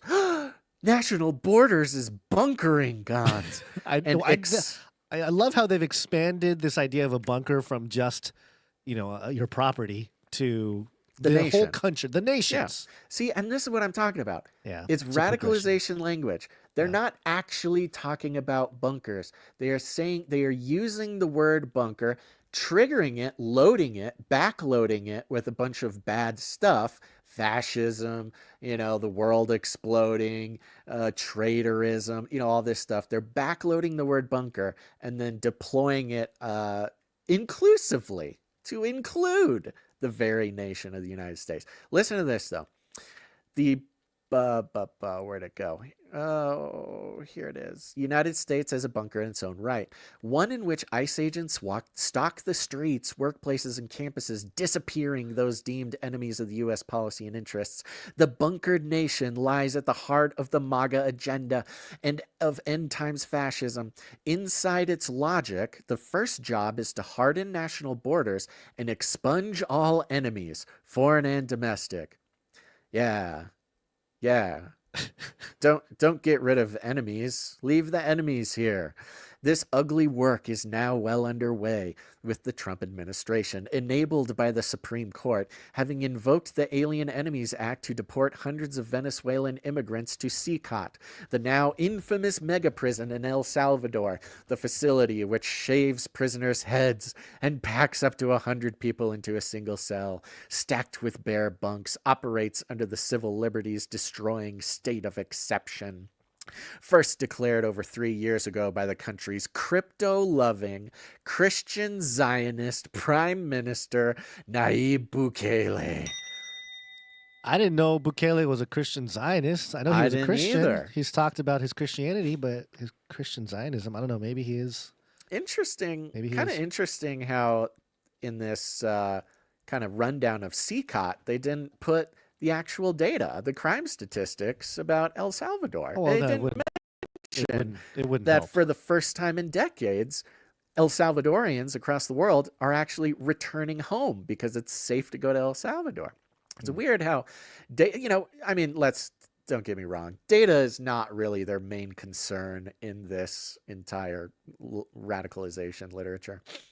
Bukele has offered to provide the same fee-for-service system for U.S. citizens. The administration would like to drop into a judicial black hole. I love that, Trump said recently when asked about the proposal. No wonder CCOT is the sick, if logical, corollary of the Freedom City fantasy, a zone where everything is for sale and due process does not apply. We should expect much more of this sadism. In a chillingly candid statement, the acting ICE director Todd Lyons told the 2025 Border Security Expo that he wanted to see a more business-oriented approach to these deportations, like Amazon Prime, but with human beings. I have no idea if he said that, but it wouldn't surprise me. Quote, If he's a Tom Homan surprised. type of guy, Yeah. it would not surprise me if he said that. Yeah. If policing the boundaries of the bunkered nation is end times fascism's job one, well, who knows? You said it. You're the one who laid this out. So, okay, let's follow your own logic. And you can see here that they start, it's this very expertly crafted propaganda. They start by defining terms, and those definitions have really nothing to do with the actual reality. Then they start broadening those terms to include not just Trump and not just Mike Huckabee, but they broaden it to even those who are secular and non-religious. Okay, now it's a really inclusive group. Now it's what do just they want? America. It's just all of America. Right. And see, they keep widening and widening it and making it more and more intense. If policing the boundaries of the bunkered nation is end time. Okay, policing the boundaries. If your country has a border, it's end times fascism's job. Equally important is job 2. Okay, let's just follow the logic. So if it's fascist to have a border to your country, job 2 is for the U.S. government to lay claim to whatever resources its protected citizens might need to get through the tough times ahead. Oh, I hate it when fascism, takes care of their citizens by getting the resources that people need to survive. Maybe it's the Panama's Canal. Oh, listen to this. Here's a quick catch. Maybe it's Panama's Canal. Right. Not the Panama Canal. Right. No. It belongs to Panama. They're saying it belongs to Panama. Yeah. Wow, that's clever for them. Or Greenland's fast melting shipping routes, or Ukraine's critical minerals, or Canada's fresh water. Apparently, we want Canada's water. I don't know about you, but I got enough water. I heard Trump talking about Canada keep water. Your water. We should think of this less as old school imperialism than supersized prepping. Okay, colonialism for 10 years now has been the worst possible thing. The worst word. Colonialism. Oh, we gotta, down with colonialism. The focus of Black Lives Matter is the focus of all activism. Colonialism, imperialism, old school imperialism. It's done. We can't do it. It's the worst. Well, now replacing old school imperialism is supersized prepping. Sorry, preppers. Preppers are the worst. Supersized prepping. At the level of the nation state.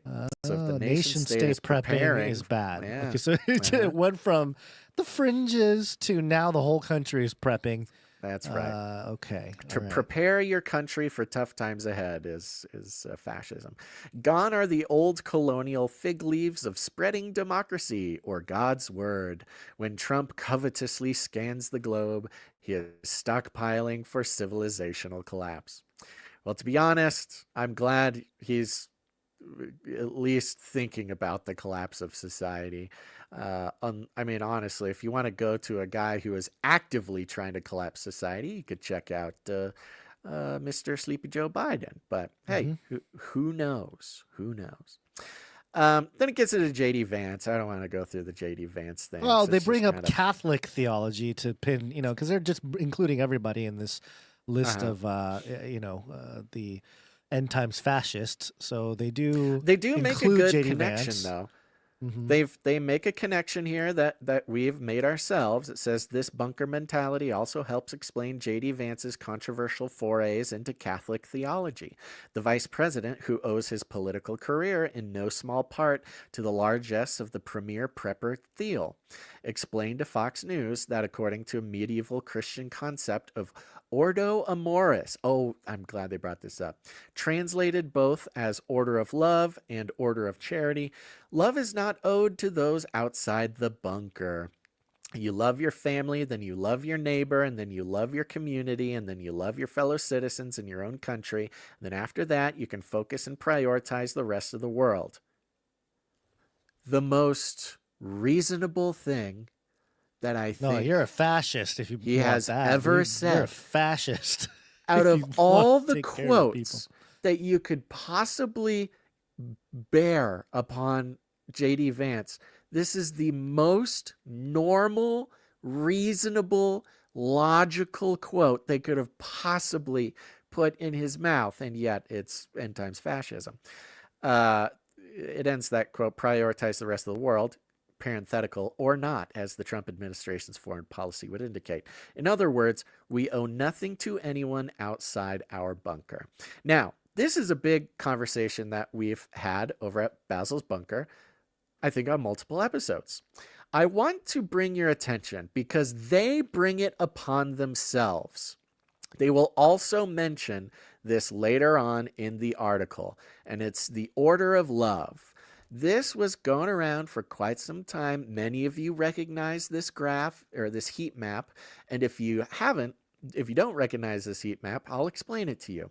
Here we have two heat maps. On the left is conservatives. On the right is liberals. You're looking at a series of 15 concentric circles, kind of like a bullseye with lots of lines.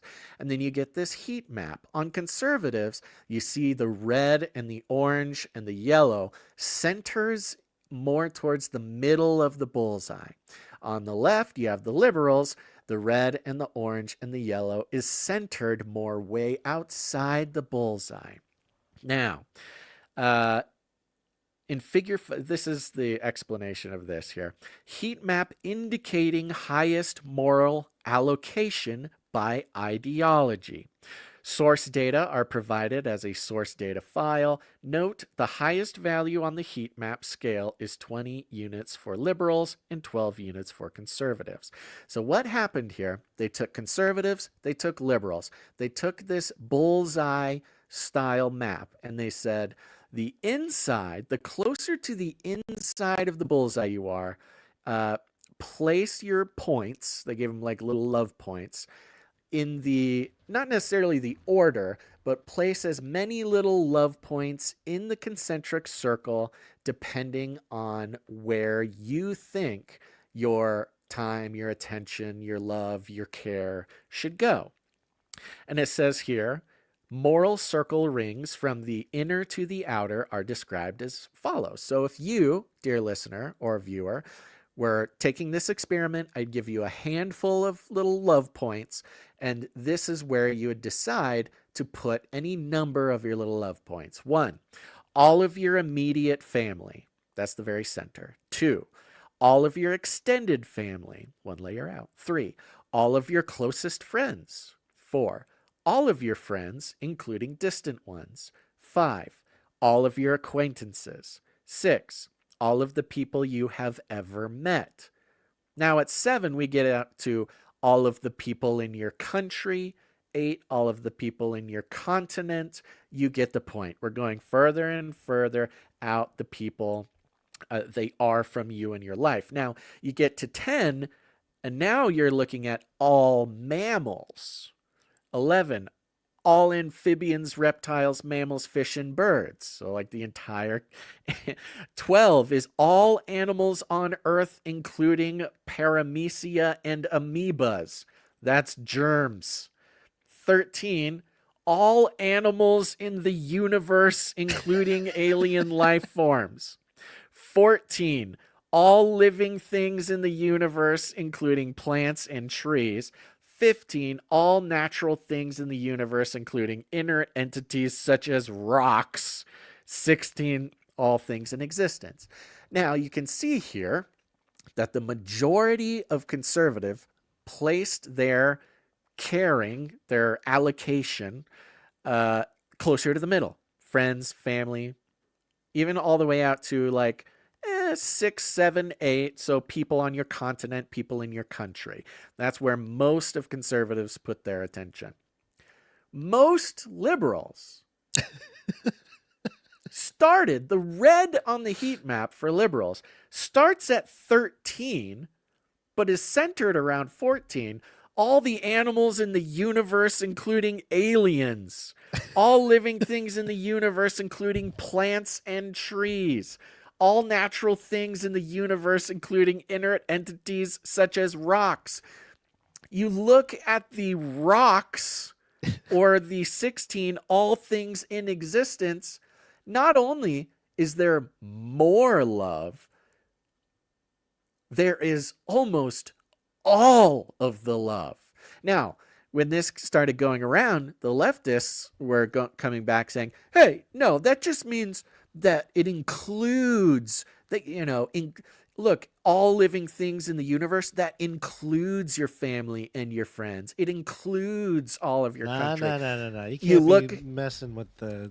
Well, that's what they said, and it was the easiest thing in the world to debunk because all you got to do is look on the first page of the paper when it came out, and it says it said specifically that it is not, the things in the broader, 14 do not include the inner things. I forget the exact word, but that's what they tried to, not the people who took the test, by the way, the people trying to defend liberals just like made this thing up when it was explicitly explained in the paper. But anyways, so that's what we're talking about with this order of love. Okay. And, what's his face? JD Vance comes out and says this thing like, yeah, you love your family, you love your neighbor, you love your community, and you love your fellow citizen in your own country. Then after that, you can focus and prioritize the rest of the world. He's not even saying don't care about the rest of the world. He's just saying take care of your stuff first and then prioritize the rest of the world. Hey, even when you're on an airplane, when the little face mask thing comes down, it's not, hey, put it on your children or put it on your grandma or something. You put it on yourself. You put it on yourself first, and then you take care of others. Now, this is selfish, fascists, those people on airplanes. Exactly. Now, they just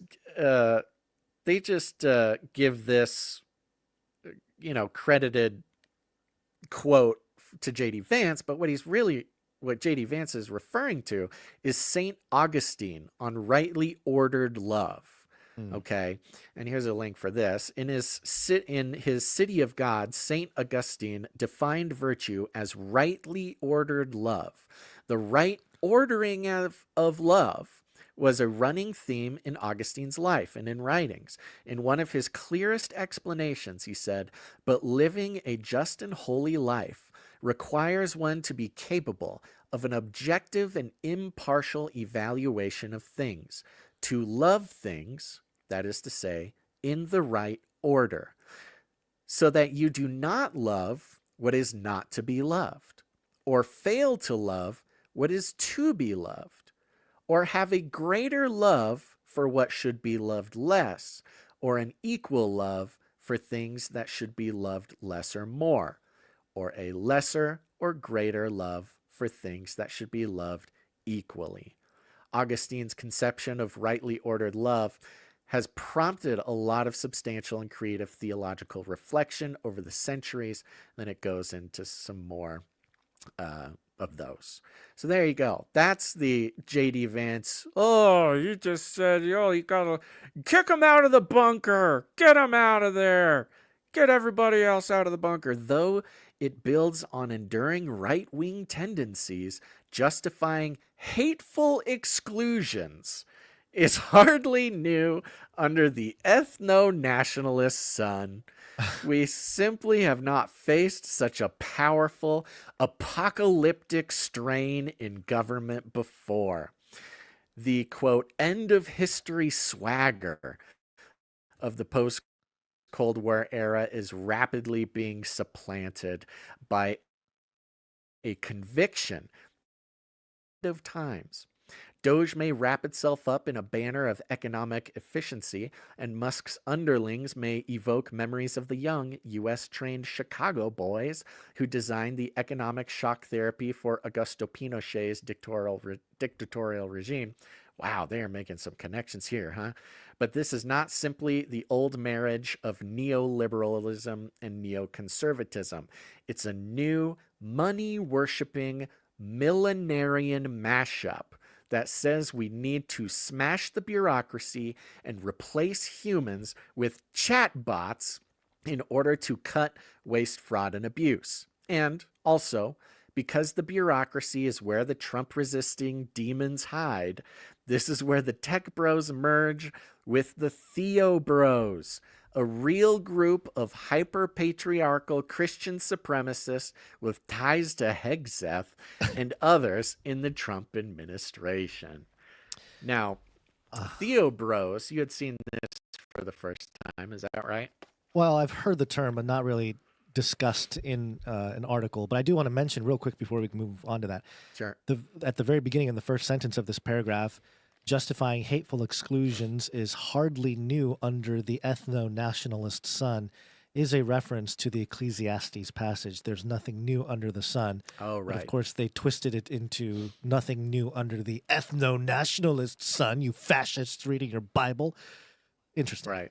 They always Yeah. use the Bible against believers. It's even the devil does that. So Yeah. there you go. Pretty good. But yes, Theo Bros. Yeah, Theo Bros. Yeah. I've heard you mention the word. I just never seen it in print. Is Yeah. all. Yeah, I mean, it's not they got to mention here. Theo Bros is kind of, Jay Dyer, I think, counts as a Theo Bro. They're these, online personalities who do lots of debating and, focusing on, I guess, going back and forth on social media.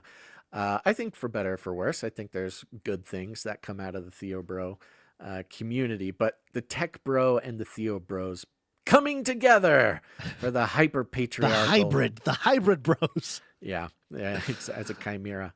Let me get this one last part here. Maybe we got to figure out where to kind of split to thank some producers. I don't know exactly where to do that, but let me give you this last couple pieces here. As fascism always does, today's Armageddon complex crosses class lines. Oh, really? So it's not just the billionaires. It's not just. I mean, they literally, if you finish that sentence, they say bonding billionaires to the MAGA base. So yeah, they started the article complaining about how billionaires and how they're exclusivists and they're trying to build bunkers and keep everybody out. And then they slowly started talking about, well, you don't have to be religious or rich or anything to be a end times fascist. The entire MAGA base is. They're just continuing on with this broadening of the net that they This is why you can run around spray painting swastikas on Teslas, because. Right. Yeah. Thanks to decades of deepening economic stresses alongside ceaseless and skillful messaging pitting workers against one another, a great many people understandably feel unable to protect themselves from the disintegration that surrounds them, no matter how many months of ready-to-eat meals they buy. But there are emotional compensations to offer. You can cheer the end of affirmative action and DEI, glorify mass deportation. Emotional compensation. Emotional compensation. You enjoy the denial of gender-affirming care to trans people. Oh, it hurts my heart. Just children. It's mostly children people have a problem with.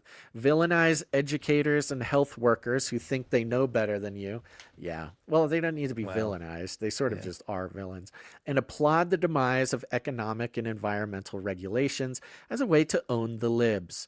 End times fascism is a darkly festive fatalism, a final refuge for those who find it easier to celebrate destruction than imagine living without supremacy. Isn't that great? Gosh. Imagining a world that your every move isn't controlled by the government, that your very thoughts and your very speech isn't criminalized by a government who is, moving heaven and earth to make sure that your children are no longer yours and that your ideas have no place to live, to make sure your company is not just encouraged but required to leave you behind. Oh, it's just celebratory owning the libs because it's darkly festive fatalism. It's very powerful what they're saying here, because it is exactly the opposite. It's exactly the opposite. And they think that, MAGA, and it's not even to just call it a MAGA base. That's a deception. This is not, they're not talking about the MAGA base. They are talking about the majority of the country, including the majority of independents, including a growing swath of former Democrats who are tired of being bullied and controlled and tyrannized, who finally see they are festive because of a sort of freedom that they are feeling for the first time. Well, even a socially, talk about darkly festive fatalism. What is cancel, culture or any of these things where you are waiting with bated breath to find anybody who says the wrong thing so you can end their, lives, whether it's public life or not. That is darkly festive fatalism. The left has celebrated death at every opportunity. Well, they're championing the old liberal order, legacy world order type thing, I would argue that they are the darkly festive, fatalistic group. Exactly. And they even admit it here in this paragraph when they said, thanks to decades of deepening economic stresses, alongside ceaseless and skillful messaging pitting workers against one another. Yeah, that's the system that everyone's mad about and trying to get out. That's the neoliberal system. That's the thing that everyone is trying to break free from. And so for them to be like, well, we understand that's what they're trying to break out of, but if you do, you're a end times fascist. Yeah. And you're it's just crazy, man. It's wild. It's this really is wild. A group losing power is what it is. It's kind of a last-ditch effort. Genuinely radicalizing. There's going to be more violence than ever because of this particular article. It's really shameful. Just one last thing here till it's the next section. It's also a self-reinforcing downward spiral. I could say the same. Trump's furious attacks on every structure designed to protect the public from diseases, dangerous foods. Before we move on, so attacks on every structure. So like Operation Warp Speed, really pushed the vaccines really fast. That was not good. Not good. That was an attack on structure design. I mean, we would argue that maybe it was. Maybe they're right. Operation Warp Speed, and then they say dangerous foods. I mean, RFK just banned a bunch of poisons and disasters. I don't even know what disasters even means. But his attacks on disasters. Yes, I don't even know what that means. But okay, I guess maybe FEMA. Sure, the disaster recovery groups or something. Yeah, or the Small Business Response Administration, the group that would go to disaster areas and sign up homeowners with loans that they'll never be able to pay back, and when they can't pay it back, the government takes their property. You mean that is those disasters? Even to tell the public when disasters are headed their way. Strengthen the case for prepperism at both the high and the low ends, while creating a myriad new opportunities for privatization and profiteering by the oligarchs. So there we go. Powering this rapid-fire unmaking of the social and regulatory state. Wow. Powerful, powerful, powerful. I want to, before we jump into the thanking some producers for a moment, taking a break, because this article is a monster. There's a passage from Isaiah, chapter 5, verse 20. It's a pretty famous one. It's I'm going to read the Berean Standard Bible. Woe to those who call evil good and good evil, who turn darkness into light and light to darkness, who replace bitter with sweet and sweet with bitter. I feel that the authors of this article are somewhat in this camp here, where they're calling evil good and good evil, right? It's a pretty straightforward thing. But what makes things complicated is that the evil that they're calling can also be in the 2 Corinthians chapter 11 way, the whole techno-populist movement, obviously falsely labeled end times fascist, but in sort of a more practical way, could they be characterized as the deceitful workers who appear as an angel of light, as outlined in 2 Corinthians 11? This is Paul responding to some things here, and he says, but I keep on doing what I'm doing in order to undercut those who want an opportunity to be regarded as our equals in the things which they boast. For such men are false apostles, deceitful workers masquerading as apostles of Christ, and no wonder, for Satan himself masquerades as an angel of light. It's not surprising, then, if his servants masquerade as servants of righteousness. Their end will correspond to their actions. So we're in this complicated moment here, especially for people like us, Basil, where we're kind of looking at all of this from, a zoomed out perspective, or more of a, just not in it, right? We're stepping out of it and looking at it. We're seeing one group call good evil and evil good, and then the other group that's being accused of being evil as presenting themselves as an angel of light to the people that support them. So it's kind of it's a complicated chart that's forming in my head, Basil. I feel like that guy with the red strings and the cork board and trying to make it all make sense. But wait folks, until we get to the answer. I wanted to mention it now because they come it gets around. wild. We should save it. Stick around for the Okay, answer, okay. because they do give an answer to everything, and it'll blow your mind. I do want to give a shout out to 708 on the text message alert program. 708 Okay. says, dude, that article is disturbing. It shifts my is. understanding. It shifts my understanding of, quote, they will kill you and believe they are doing God's will. Oh, that's another one. That's Yeah. another verse. Let me try to find it. I think it's in John. Find I it. wanna The say, text yeah. ends with, it's a call to a holy war of sorts. That's is. exactly right. And that's Yeah. what we've been seeing, a systematic transition of every opportunity that they get to turn it into a holy war. Because in this time in history, when especially Americans have spent now 60, 70 years getting involved in wars that nobody believes in, that they have to lie to get us in there, to the endless wars that have no end in sight and peter out and are disappointing and costly, and in the end nobody agrees with them. There's this transition, a sort of social engineering transition that is being perfected. And I feel like we're seeing that right here. We saw it with Putin and Ukraine being turned into a holy war with what could have been a false flag with some holy relics.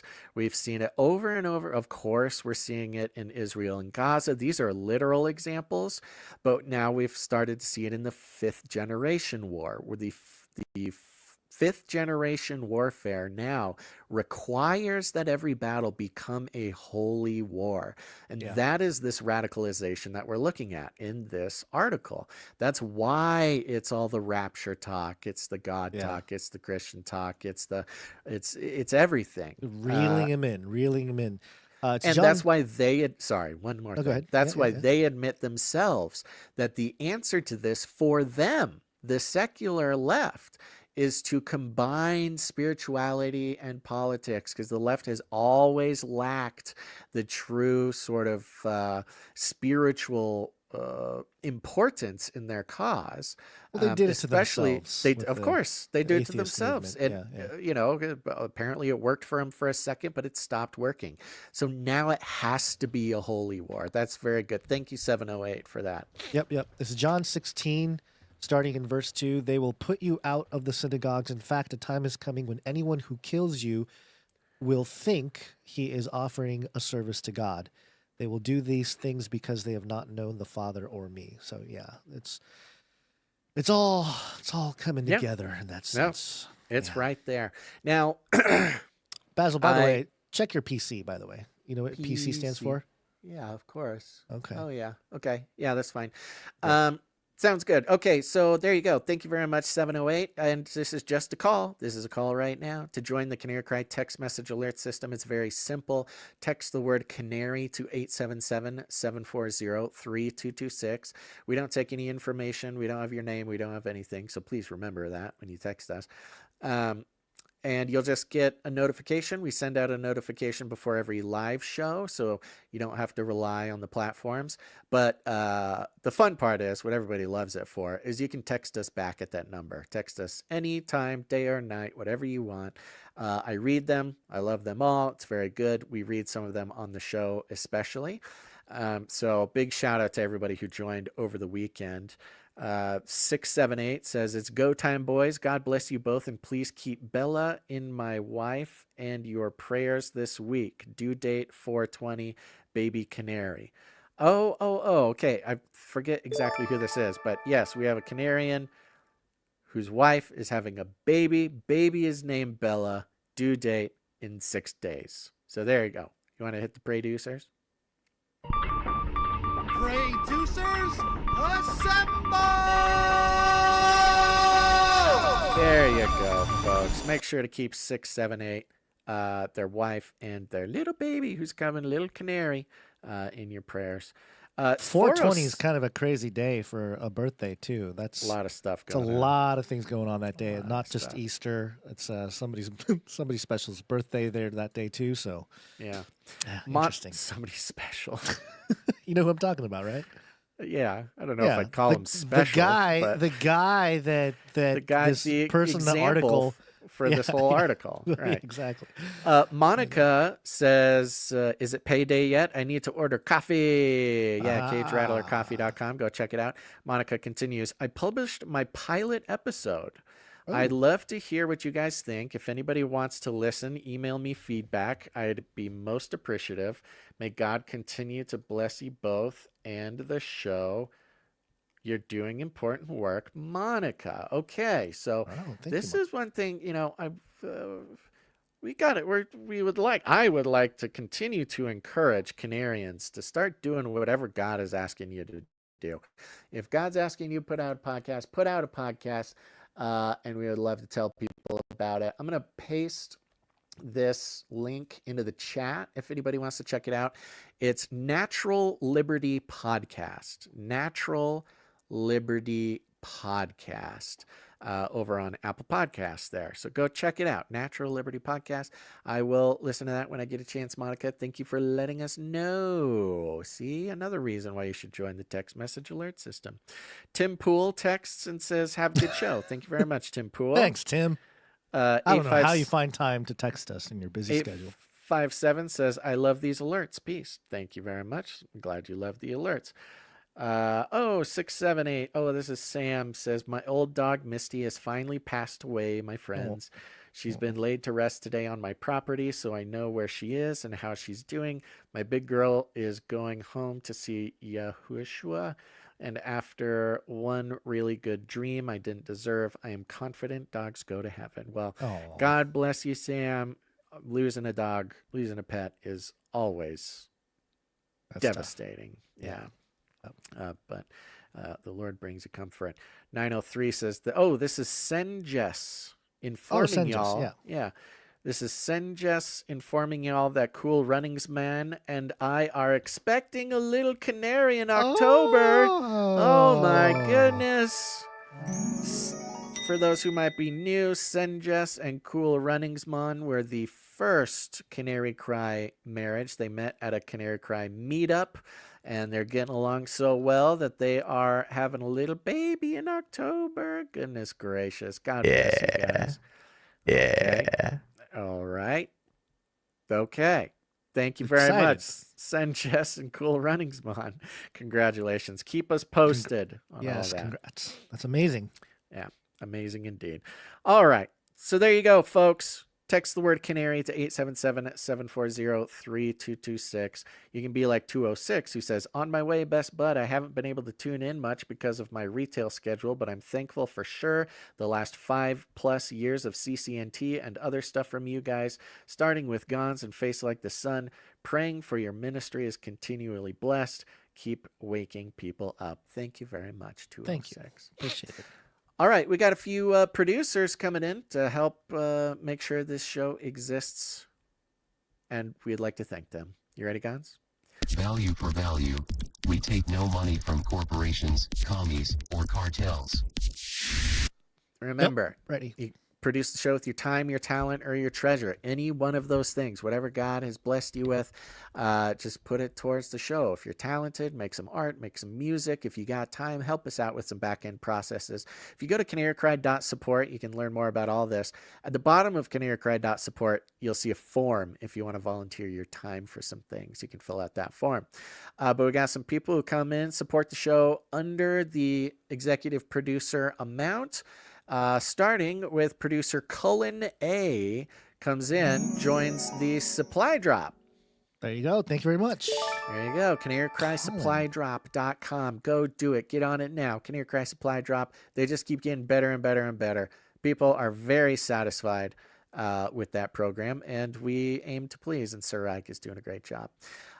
Next up, we got producer Anonymous coming in. Anonymous, thank you. I love your show. I've learned a lot, and you've been a blessing in my life. Thanks for all that you do. You're welcome, Anonymous. Thank you, Anonymous. Appreciate you.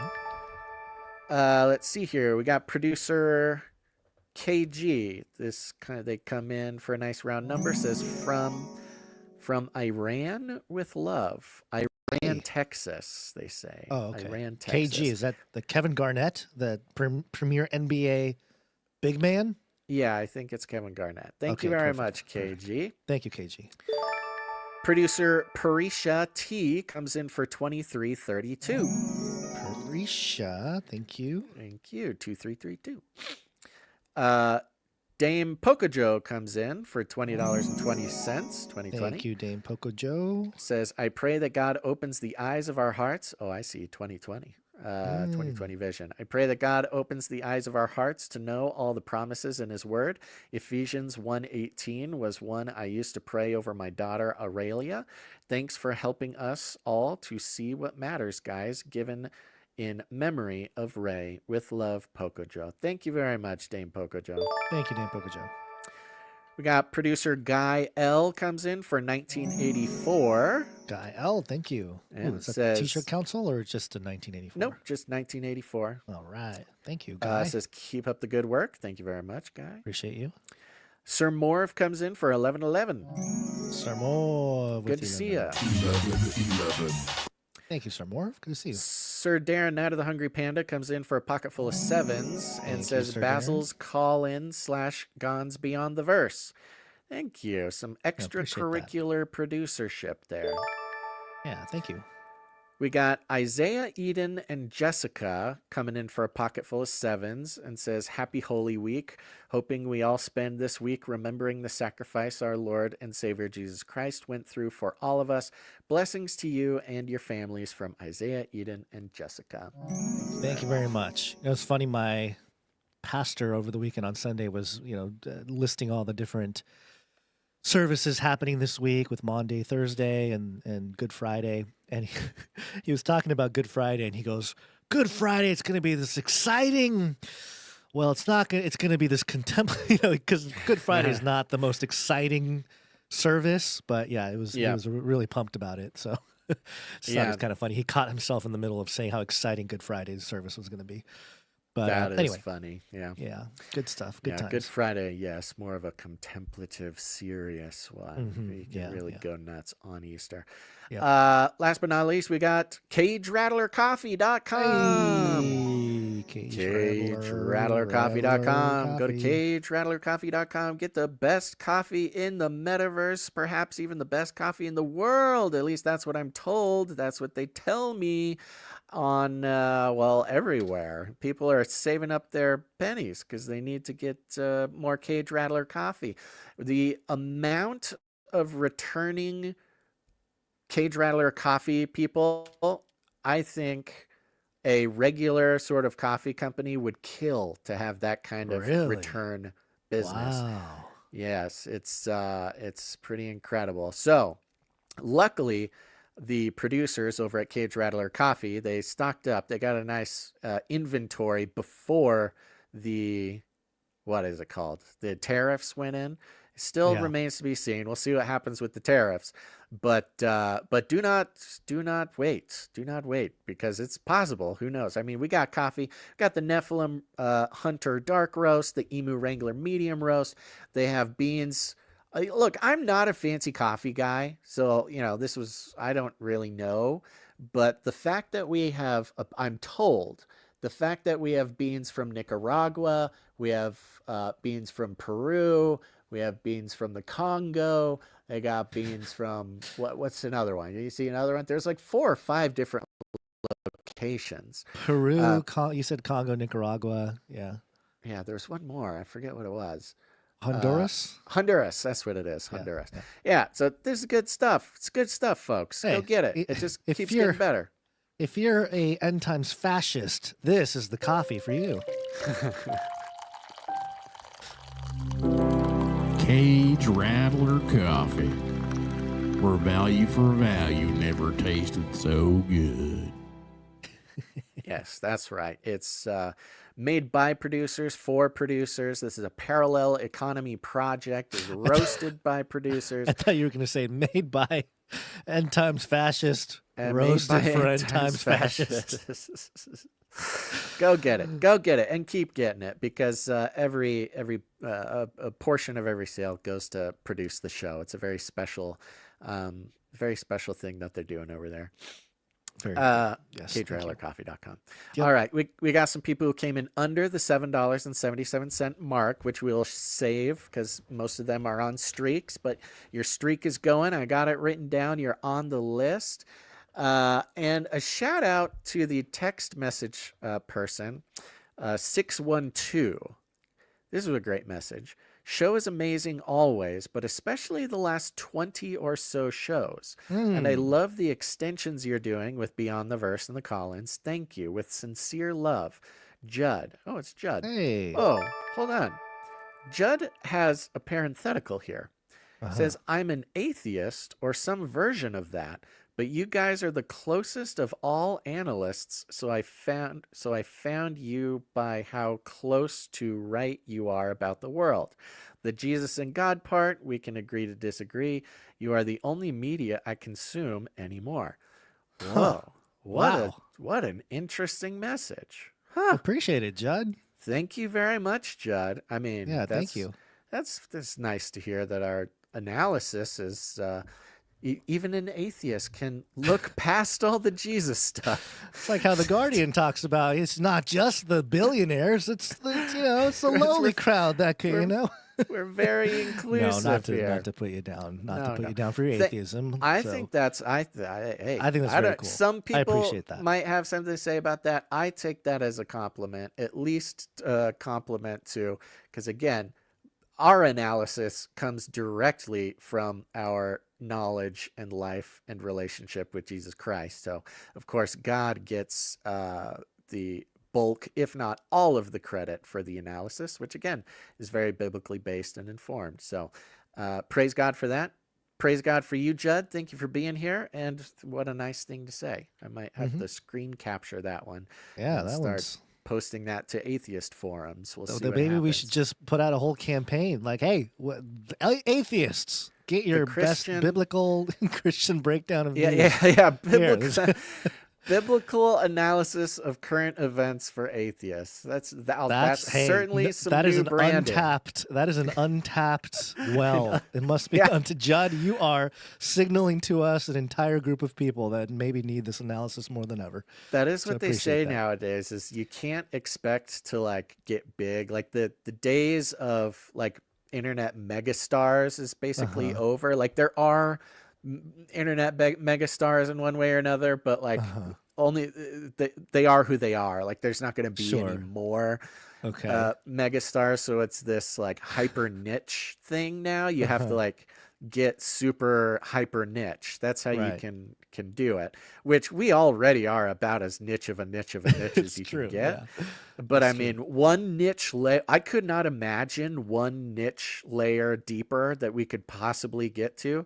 But doing the fringe Christian, biblically based end times prophecy news analysis for atheists is about as close to the tiniest niche that we could possibly get to.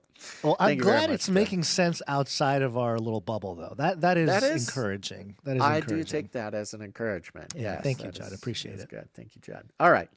Okay, so that's that. Those are our producers who came in financially. Thank you very, very much for that. Again, this was a nice handful today. This was a big list. I really appreciate that. Now, usually when it's a big list, that means the next episode will be completely barren. So let's see if we can kind of keep the momentum going, folks. If you like what you're getting from the show, we need to get that chart going. We need to get the tracker, the Canary Cry sentiment tracker. We have the sentiment index, the Canary Cry, the value for value index. Yes, we do need to get that going. Yep. Yeah, I'll start a conversation. We have a guy who might be able to at least guide us in the right direction. Is his name ChatGPT? Because I'm sure ChatGPT can handle all the data and create something. I got a guy I go to first, but ChatGPT is my second. He's my second guy. Okay. Okay. What do you think? Do we need? Do we have any other housekeeping? We have a message for meetups. Yes, we do. We do. Okay. This is a message from. Who is it from? Let me make sure I get this Dame right. Sarah. Dame Sarah did give us a message about a meetup here. Let me see. It's the North and South Carolina meetup. Go to canarycrimemeetups.com. Hello, hello, Canarians. Dame Sarah coming out of the shadows in North Carolina to remind everybody about the meetup, May 3rd. Neha's in Cherryville Ice Cream Shop because it's super cute and I love ice cream. There's also hiking that I'm planning to be doing at Crowder's Mountain, not that far away. Just a couple of miles up and down, come back, turn around. And then ice cream, 2 o'clock at Neha's Ice Cream. May 3rd. Looking forward to it. It's not just for North Carolina, also for South Carolina, Georgia, wherever you are. If you happen to be in for the weekend, please come out and have some ice cream with us. See you guys then. And think outside the cage. There you go. Yay. Thank you, Dame Sarah. Thank you very much, Dame Sarah. Folks, go to canarycrimemeetups.com. Meeting up in person, I'm telling you, is the most important thing that we could be doing this year. Things are getting wild out there, and it's good to know that you have Canarians in your area who are up to speed, up to snuff, because who knows what'll happen. There's lots of things that could happen, and having direct connection with some Canarians in your area is going to be essential. canarycrimemeetups.com. You'll see the North and South Carolina meetup on May 3rd there. All the data, all the information is there. We might need to get a contact, because right now Dame Sarah's contact is her X account. I'm sure that's fine for most people, but I think we should consider getting an email on there, address, Dame Sarah. Yeah, and here's the thing. We get a lot of people. It's very, this is the thing. We used to have meetups every weekend. Every weekend, somebody was putting on a meetup. And then, this was during COVID, so it was kind of rebellious and fun, and everybody's meeting up. Now what's happened is everybody messages me and says, hey, is anybody putting on a meetup here? Hey, is anybody putting... There was about at least a dozen. There's at least 1 dozen Carolinians, maybe between both North and South Carolina. There's at least a dozen, probably more, Carolinians who for months were like, somebody should put on a Carolina meetup. Somebody put on... I'm like, yeah, one of you should definitely do that. And Dame Sarah stepped up and is putting on the meetup. And Carolinas, if y'all don't show up to this meetup, you're in big trouble. I don't want to hear Basil's going to have to come out there and handle things himself. I'm serious. It might be a bad situation. I don't want to hear Dame Sarah's meetup report and she's like, nobody showed up, or, look, if 2 or more are gathered, that's good. But look, I don't want it 2 or more. I know for a fact that there should at least be 10 people showing up. And these are just the ones who have messaged me. Okay. So North and South Carolina, Georgia, whatever's going on over there on that part of the country, everybody go to the meetup. And if you're anywhere in the world and you want to meet up with other Canarians, the numbers are still the same. If you are within drivable, whatever, of a medium, mid-size American metropolitan area, there's Canarians all around you. It's just you got to plan. I recommend you plan a month ahead at least, and so we can put it out there and shame everybody to making plans to go to the meetup. But y'all are the ones who are responsible for the meetups. If you let us know, you can text it or you can email it. Pick a time, pick a place, and we'll put it on the website. We'll tell people about it, put it in the emails, all that kind of stuff. So it's time y'all start getting back together. I know it was fun during COVID to break the rules and have meetups, but got to do it. Well, all right. It looks like we have another meetup happening somewhere in Houston. I believe this might be... Oh. It might be President Trump. I don't know what's going on. Are you a crazy conspiracy theorist? Do you live in the Houston area? Would you like to meet up? If you've answered yes to at least 2 of these questions, then this message is for you. Here it comes. Are you ready? Are you sitting down? We need to meet up. And in order for me to organize this thing, I need you to sit down, stand up, run. It doesn't matter. Just get out your email machine, your phone, whatever device you use to send your email, to read it even read email. It's either way, I need you to get with me so I can gauge the interest of this great city, the Houston metro area, north, south, east, and west. 200 miles in any direction. It's Houston, baby. It's all Houston. So let's get together. Send me an email, David G, no33 at protonmail.com. That's DAVIDGNO33 at protonmail.com. And we're going to get together. We're going to do it, okay? We're going to do it so fast. So fast and so great, like no other city has ever seen. We're going to make them all look just the worst, okay? They're all so bad. We're the best. They're the worst. Let me know. Let's get it done. It's great. Yeah. Thank you. Trump? Okay. We got to we need to I got to update the page. That on the page. So people, okay. So by the numbers, of course, this will surprise no one. By the numbers, there's the greatest, frequency of Canarians in Texas. That's where most, the plurality of you are in Texas. Now, I know Texas is big. It's a big place, but Houston, I know for a fact we've had a Houston meetup before, and I don't remember, but there's a lot of Canarians around there. Was that David G or Davy G? It was Sir David G. Yeah, Sir David G. David G. No 33 at protonmail.com. Yes. Okay. DAVIDGNO33 at protonmail.com. Okay, we got to remember to update the page. Update the page, but also pitch that on future shows. Also, we got to write Basil, I believe we have a knighting, do we not? Oh, yeah, we got 2 knightings. Oh, goodness gracious. We're not going to finish this article today. I know. I was thinking about it. Just kidding. We're going to do it. There's only a few more important highlighted places. But we're going to do this. It's time to a knight and a dame of the Canary Cry Roundtable of Knights and Dames.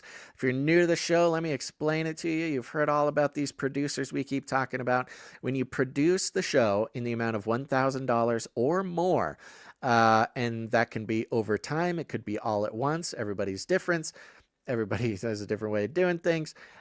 You are invited to join the Canary Cry Roundtable of Knights and Dames, where you will be knighted or damed, given a protectorate, given a seat at the table. We put you on the website. Very important to a lot of people in the Canarium, because these are the ones we want to honor and thank for true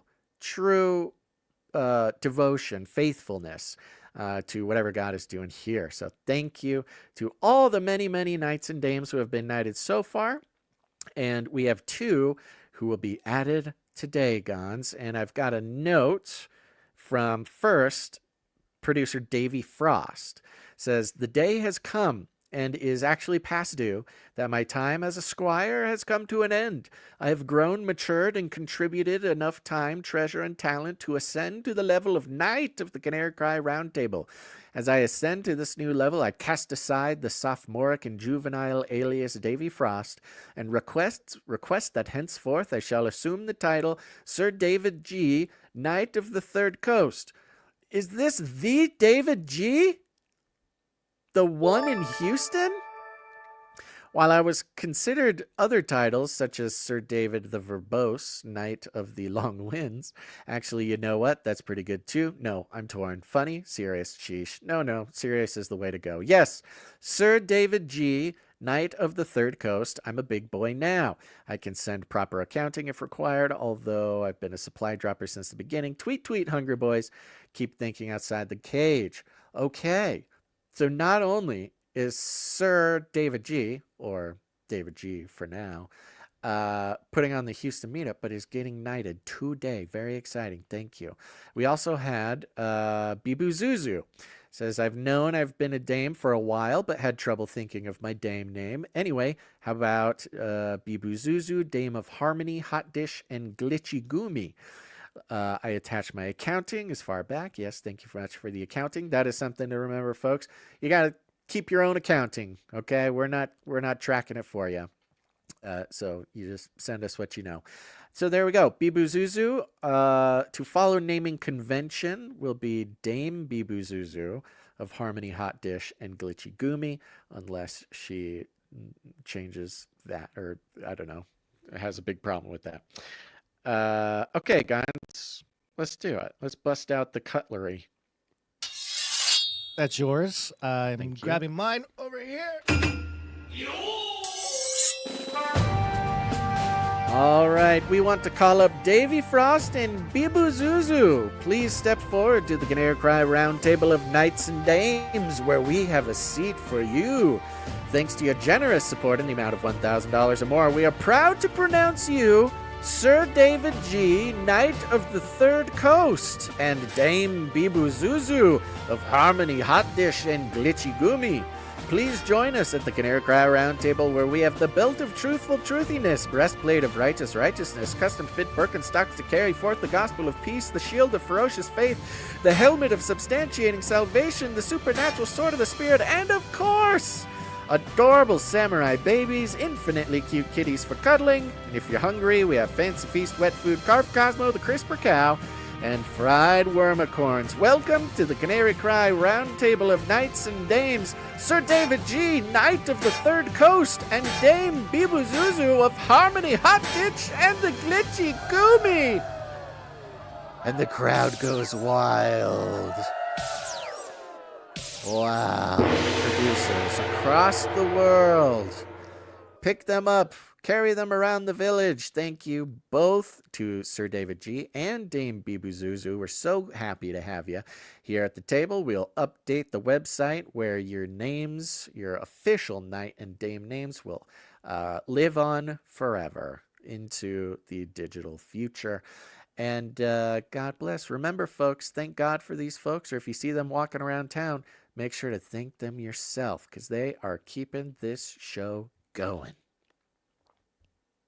Yep, appreciate it. Let's see. I just want to make sure I get the names right here, Basil. Where did you? Yes. Oh, you got them right here. All the way down in the knighthood section. They are highlighted in the incredible script that I read for that. That one's not off the dome, folks. I've not memorized that one. This isn't the Flippy update. Right. Yes. Anything else? Did I lose you? No, I was considering how to jump back in here. Yeah, we are a little close on time. We are. What do we got? I can probably go a little 20 longer. more minutes? Yeah, I can probably do I 20, think yeah. I think we can read the highlighted bits in 20 minutes. All right. I think if we stop blabbering with commentary. Sure. You know, I'm looking at mine. I got about 4, 5, and then I skip a bunch of annoying stuff. 6, 7. I have 1, 2, 3, 4, 5, 6, 7, 8, 9, 10, 11, 12, 13, I think 14, we have about the 15, same. 16, No, 17, that's 18, too much. 19, We're not 20, doing that. 21, 22. Yeah, I got quite a I bit think of we'll do highlights here. mine. Let's do my highlights. And Aw, I know, I'm sorry. We just look, you're the one who's got to go. I know, So, but still. but you can pop in if we skip something that you want. Sure. Okay. Okay. All right. Let's get back to it, folks. Here's the thing. End times fascism is the biggest concern. Okay. This is a holy war. This is what they want. This is radicalizing things. I think this signals a lot of things, but I also think it signals a new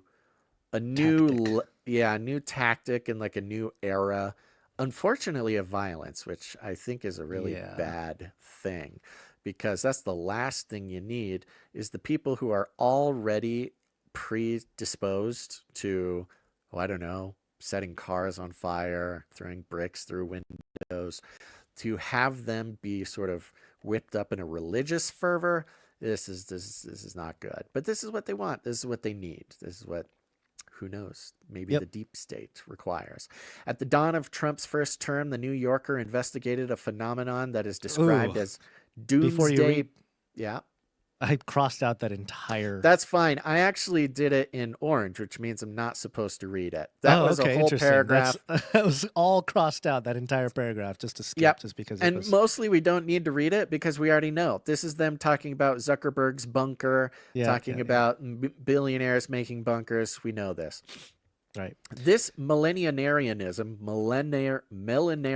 that's what it is. Millenarianism which is an interesting word because it's relevant to sort of end times. Premillennial, postmillennial. Yeah, views. millennials, whatever.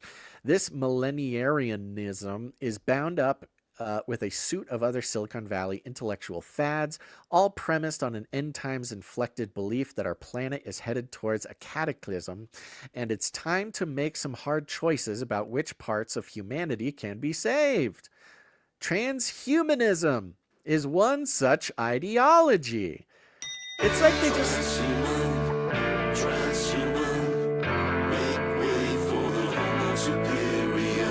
They're literally hitting every point they can. Transhumanism was one such ideology, encompassing everything from minor human-machine enhancements, to the quest to upload human intelligence into a still illusory artificial general intelligence. Project 2045. There is also effective altruism and long-termism, both of which skip over redistributive approaches to helping those in need in the here and now in favor of a cost-benefit approach to doing the most good in the long run. This is very interesting because effective altruism is bunk and dead. They even say that later. Yeah, they will say that later. Yeah, transhumanism is, they're sort of blending these worlds of both, Elon being a end times fascist, but also a transhumanist. This sort of jumbling of ideologies and nonsense is very effective. Though they can appear benign at first glance, these ideas are shot through with dangerous racial, ableist, and gender biases about which parts of humanity are worth enhancing and saving, and which could be sacrificed for the supposed good of the whole. They also share a marked lack of interest in urgently addressing the underlying drivers of collapse, a responsible and rational goal that is growing cohort of figures now actively shunned. Instead of effective altruism, the Mar-a-Lago regular Andreessen and others have embraced effective accelerationism, or the, quote, deliberate propulsion of technological development without guardrails. Meanwhile, even darker philosophies are finding a wider audience, like the neo-reactionary pro-monarchy rants of the coder Curtis Yavin, another one of Thiel's intellectual touchstones, or the pro-natalism movement's obsession with dramatically increasing the number of Western babies, a Musk fixation. What are they talking about? We did do the pro-natalist article on the show, right? We did. Yeah, we did. A few episodes ago. Yeah. This idea. Well, plus, in the East, the biggest nation in the East, which is China, had a very restrictive babies protocol that is probably affecting them now. So they want to have babies, so they're fascists. And the fact that they're saying, I mean, again, showing the racism and bigotry of the article writers here, nothing in the pro-natalism literature or movement that we have seen, and we've dived into it, does anybody say we need more Western babies and no other babies? I mean, it's only the media that has contextualized the idea as being a Western, the Western problem, whatever, blah, blah, blah. Elon's fixation, as they say here. As well as the exit guru Srinivasan's vision of a tech Zionist. San Francisco, where corporate loyalists and police join forces to politically cleanse the city of liberals to make way for their networked apartheid state. The network state is a networked apartheid state of tech Zionists. It is so crazy. You could read Srinivasan's book, The Network State. I don't think he ever mentions some kind of Zionist San Francisco. Zionist. I mean, maybe he tweeted about it or something, but okay, all right. This is Blue Anon to an extreme. Yeah, it's craziness. So I'm gonna skip this next article. I mean, sorry, a paragraph, unless you. Well, this is when they first mentioned how they're the people that have talked about this are the direct descendants of the first wave eugenics. Yeah. So, yeah, they talk about that kind of stuff. 3 recent material developments have accelerated end times fascism's apocalyptic appeal. The first is the climate crisis. Yes. Okay.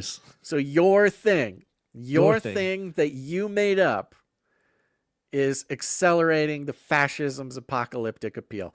While the first is climate crisis, while some high-profile figures might still publicly deny or minimize the threat, global elites whose oceanfront properties and data centers are intensely vulnerable to rising temperatures and sea levels are well versed in the ramifying perils of an overheating world. Listen to what they're saying.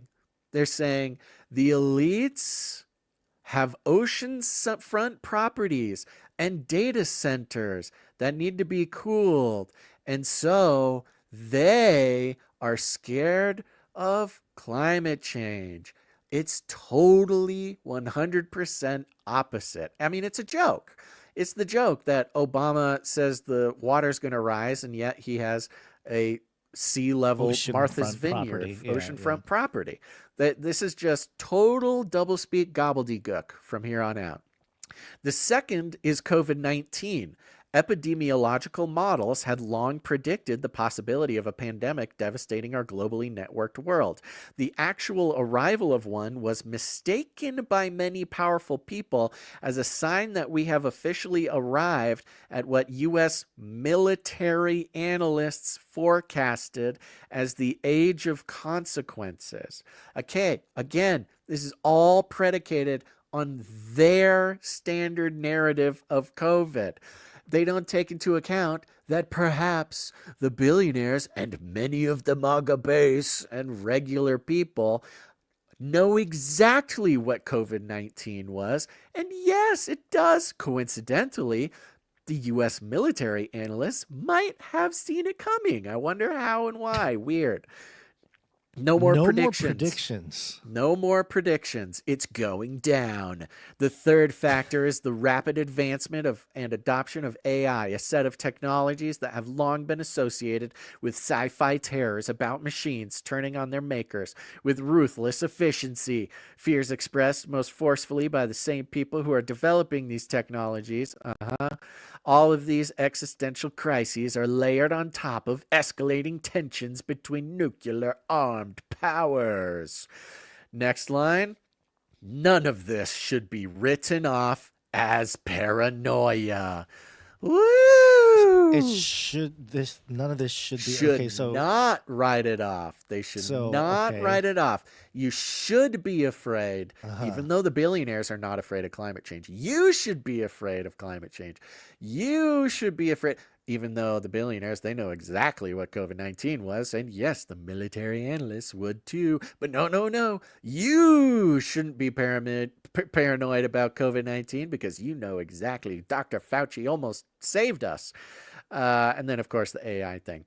Many of us feel the imminence of breakdown so acutely that we cope by entertaining ourselves. So again, they're admitting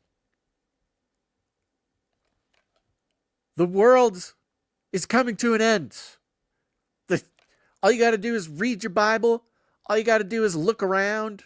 All you got to do is watch the predatory elite class control the narrative, control the minds, and trigger the unfortunately weak and damaged brains who are really loving this article. We know this. We feel it so acutely that we cope by entertaining ourselves with various versions of life in a post-apocalyptic bunker, streaming Apple's Silo or Hulu's Paradise. As the UK analyst and editor Richard Seymour reminds us in his recent book, Disaster Nationalism, quote, "The apocalypse is no mere fantasy. We are living in it, after all, from deadly viruses to soil erosion." I'm not sure if deadly viruses and soil erosion should be in the same list, but okay. From economic crisis to geopolitical chaos, the forces we are up against have made peace with mass death. They are treasonous to this world and its human and non-human inhabitants. Treasonous. There's that word again. Now, I skip maybe the next 10 or 20 paragraphs, Gons, all the way down past J.D. Vance to the paragraphs above the a better world is possible protest sign. Was there anything you wanted to not leave behind in there? Oh, I'm not sure. I got I some know. highlights here, but I don't know. You get the point, folks. I mean, you get the point. So it says, how do we break from this apocalyptic fever? Okay, so here's the answer. They're going to tell us how to solve all of this. How do we break this apocalyptic fever? First, we help each other face the depth of depravity that has gripped the hard right in all of our countries. Forget the depth of depravity on the left, okay? We don't want to talk about the depth of depravity on the left of all these countries. Do we need to start going down the list of the depth of depravity? Do we need to mention the children who the left are really advocating for some pretty irreversible things to happen? Do we need to start naming islands and democratic operators and presidents? Do we need to start doing that? I don't know. What about the Hollywood? Do we need to face the depths of depravity of the liberal institution that is Hollywood? No. We just need to face the depth of depravity that has gripped the hard right in all of our countries. To move forward with focus, we must first understand this simple fact. We are up against an ideology that has given up not only on the premise and promise of liberal democracy, but on the livability of our shared world, on its beauty, on its people, on our children, on other species. Does this not sound like straight from a Hillary Clinton speechwriter? The forces we are up against have made peace with mass death.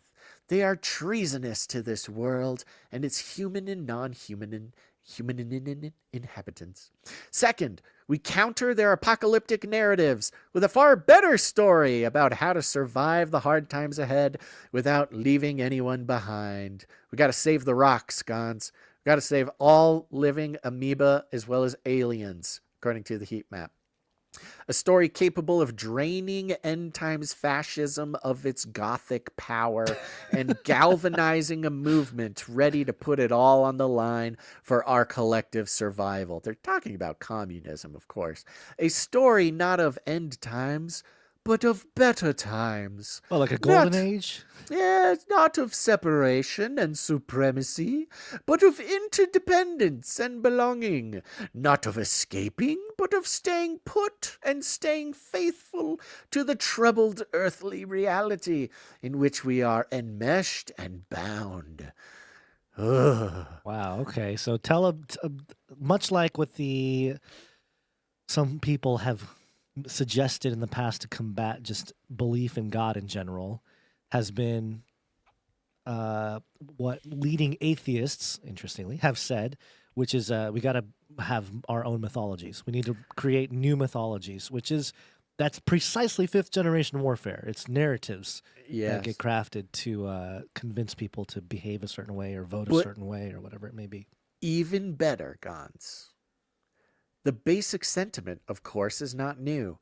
It is central to indigenous cosmologies, and it lies at the heart of animism. We're going straight into the Burning Man research, our now decade-long participation in Carl Teichgräb's Game of Gods, reenchantment, Age of Reenchantment, Burning Man infection, viral infection of animism, not just throughout populations, but throughout governments. Go back far enough, and every culture and faith has its own tradition of respecting the sanctity of here and not searching for Zion as anti-Semitic in an elusive, ever-distant, promised land. In Eastern Europe, before the fascist and Stalinist annihilations. You mean the communist ones? The communists? Your buddies, the communists? Stalinist annihilations? The Jewish Socialist Labor Bund organization around the Yiddish concept of Doikate, or here-ness. Molly Crabapple, who has written a forthcoming book about this neglected history, defines Doikate as the right to, quote, fight for freedom and safety in places where they lived in defiance of everyone who wanted them dead. And rather then be forced to flee to safety in Palestine or the United States. Perhaps what is needed is a modern-day universalization of that concept, a commitment to the right to the here-ness of this particular ailing planet, to these frail bodies, to the right to live in dignity wherever on the planet we are, even when the inevitable shock forces us to move. Here-ness can be portable, free of nationalism, rooted in solidarity, respectful of indigenous rights, and unbound by borders. Ugh. What? It's starting to sound extremely idealistic in a It's nothing. non-objective way. It's It just is ranting. It sounds like just nothing. ranting. Like, what It is is going just, on? What is... here's an old word that we found, and it just means, hey, everybody be cool. We don't need borders. We don't need bunkers. Hey, man, we're just here. That future would require its own apocalypse. And there's the key. Wait, you just said the whole time that no apocalypse, no end times, but then their solution requires their own apocalypse. So this is apocalypse wars is what it is. The left has always required apocalypse. And we know this. We've seen it. They've said it themselves. We've watched it play out. There is no future without an apocalypse. And we see it. We've been paying attention for years. Everything falls into place. Word by word, we see the prophecies in the Bible take place around us exactly as they are written. And now, anybody who looks around and sees that happening, you're a fascist. You're an apocalyptic fascist demon. And what you really need to do is don't focus on that apocalypse, okay? Don't do your apocalypse. In fact, apocalypse bad. Apocalypse scary. Apocalypse, that's for fascists. Unless it's our apocalypse. We do need our own apocalypse. Will be glorious. And yes, our apocalypse special. Has dignity and love and here-ness and nationalism. They quote a podcast over here, How to Survive the End of the World podcast, I guess. And they say, in this moment when end times fascism is waging war on every front, new alliances are essential. But instead of asking, quote, do we all share the same worldview? Adrian urges us to ask, quote, is your heart beating? And do you plan to live? Then come this way and we will figure out the rest on the other side. Yeah, it sounds kind of a lot like what's going on. I mean, hello. It's delusion. Full on delulu, these people. Yeah. And again, 100 paragraphs saying anybody who thinks it's the end of the world is a fascist and a demon and a treason. I mean, violent words that demand violence, of course. And then they come down and say, no, it's here about here-ness. If you breathe, you're invited. Okay, yes, we are gonna, yes, we do need an apocalypse for our nice here-ness now, and it's gonna be great. No borders, no nothing.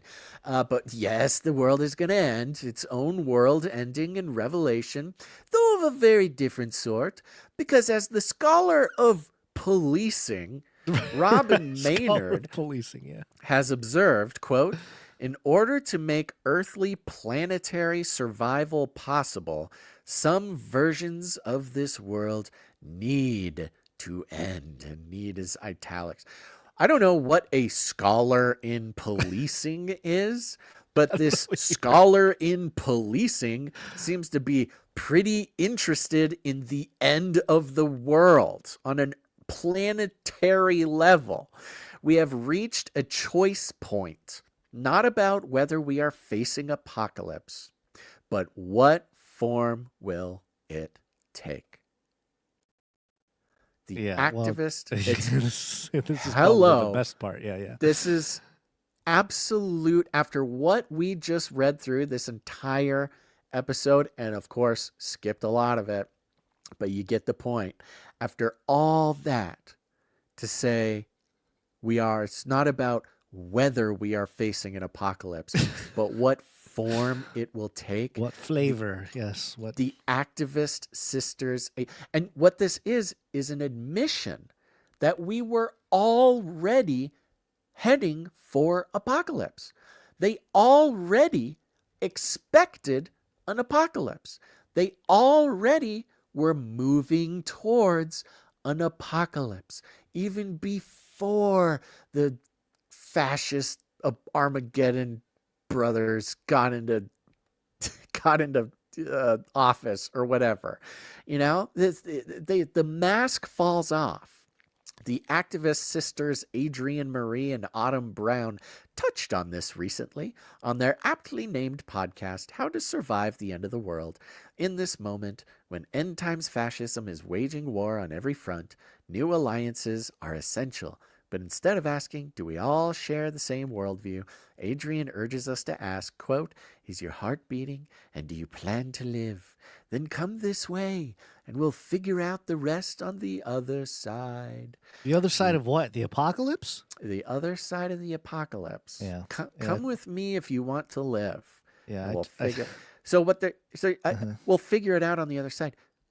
How about we figure it out now? What are you talking about? You just spent all this time saying that apocalyptic fascists are not going to stop the end of the world. And that's the worst thing about them, is that they're preparing for the apocalypse. They're not stopping it. They're not stopping climate change. They're not stopping nuclear war. They're not stopping any of this. These evil demons won't stop the end of the world. Well, come with us, because we're not going to stop it either. But we're just not going to plan for it. I mean, even down to the very social engineering of like, no, don't have a little extra food in your closet, okay? The government will help you. The caring, loving government will help you. And the last paragraph goes like this. To have a hope of combating the end-time fascists with their ever-constricting and asphyxiating concentric circles of ordered love. Bring up the chart, Cons. Bring up the chart. Bring it up again. Okay. Where the center of the chart is your family, and then your friends, and then your friends' family. The middle of the chart, where all the important people are in your life. Then on the left, their love is centered around rocks and aliens. The one on the right is the liberals. The one on the left, the conservatives. All that nice stuff in the middle where your mom and your dad and your brother and your friends and your uncles and your grandmas and your friends, all that stuff in the middle there, that's described as constricting and asphyxiating concentric circles of ordered love. The psychopaths who are writing this article, radicalizing some mushy-brained leftists with this article, are hammering home the point that if you love your friends, your family friends, your friends' family, your dog, and not aliens and rocks and trees and amoebas, you're stuck in a constricting and asphyxiating concentric circle of ordered love.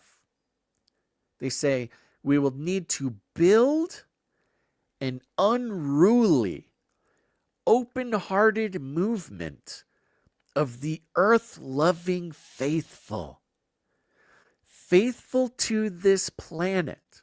They are describing the chart. Put the chart up, Gons. Oh, he might be gone. Put the chart up. Earth-loving faithful. Faithful to this planet, its people, its creatures, and to the possibility of a livable future for us all. Faithful to hear, or to quote, and know me again, this time referring to the goddess in which she now places her faith. Quote, have you stopped to consider that this might have been her best idea? What? So we see at the end It's not the idea that apocalypse is coming that's so nasty to them. It's not the idea that there is, oh, I don't know, a God and an afterlife. It is that it is the wrong God. It is the goddess that they quote at the end, and it is their own apocalypse that they hope for. It's not being crushed and constricted and asphyxiated by the concentric circles of loving your family and your friends and your countrymen. No. It's the unruly, open-hearted movement of earth-loving faithful to the planet, to the goddess. Absolute madness. Now look, they can believe other things. It's okay that they believe other things. They can worship Gaia all they want. But to come at the roadmap of this article is a full-on con. It is a full-on radicalizing con job. They are not rational thinkers. They are not objectively observing the world around them. They don't want to stop the apocalypse by their own admission. They don't want to stop. The thing that they blame, they call people apocalyptic fascists for. The exact same thing. For not stopping the apocalypse. They themselves do not want to stop the apocalypse.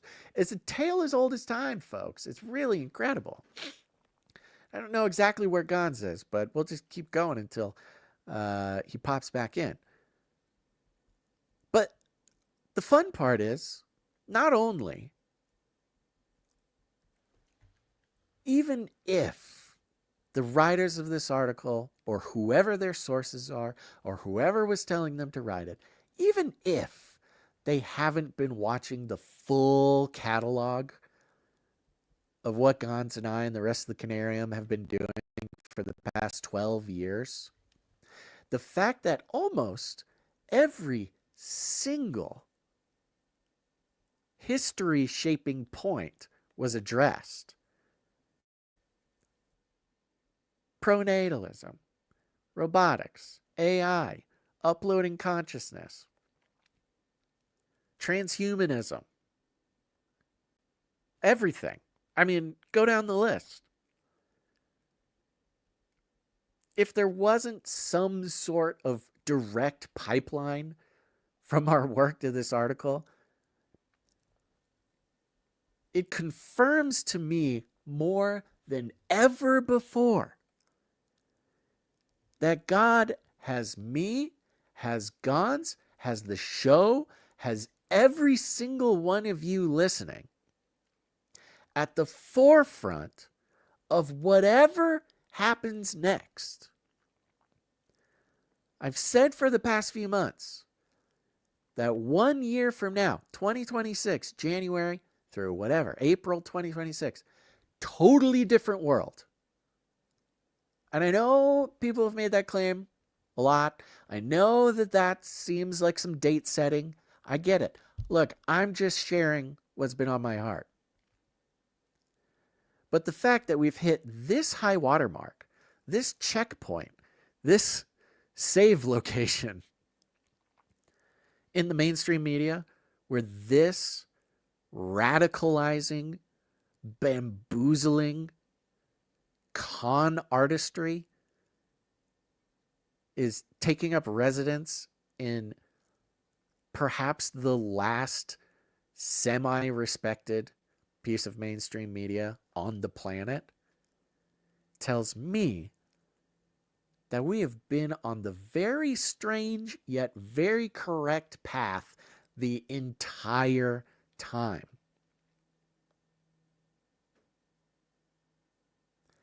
And so, more than ever, it's time to stay. It's time to stay on top of it. Not that you got to read the news every day. That is not where we're at. You do not need to dig and unearth the secrets of the cabal. That's all coming out. Like the Bible says, what's done in the dark will come out in the light. Nothing that is done that won't be known. Probably not your job, probably not my job. Somebody will do it. God's got it under control. The unveiling has already begun. But what are we supposed to do about it? There's a lot of prepping and bunkering, and of course, that's a very special part of my brand.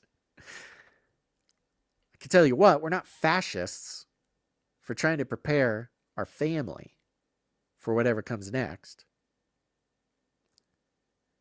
But it's much less about financial preparation, material preparation. It's much less about all those things. And it's much more about preparing ourselves spiritually. The fact that this article ends on a wacky goddess worshipping con job at the end is perfect and perfectly reflects what God has been putting on my heart at the beginning of this year, which is it's not our job to wake anybody up anymore. They're going to wake up. They're either going to wake up or they're not. It's past our thing. And as far as prepping, you know, you do what you can, but prepping financially and materially is significantly less important than prepping spiritually. And what does that mean? Well, what does prepping mean? It means getting your basics under control. Getting your basic needs met. What's prepping? Get some water. Get some food. These are highly basic things to survive. What's the parallel of that for spiritual prepping? What's the food and water of spiritually prepping?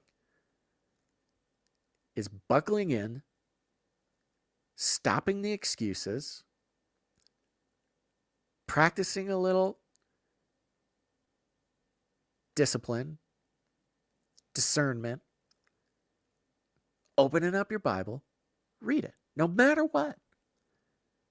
Pray every day, no matter what. Turn from sin. Turn towards Jesus, towards virtue.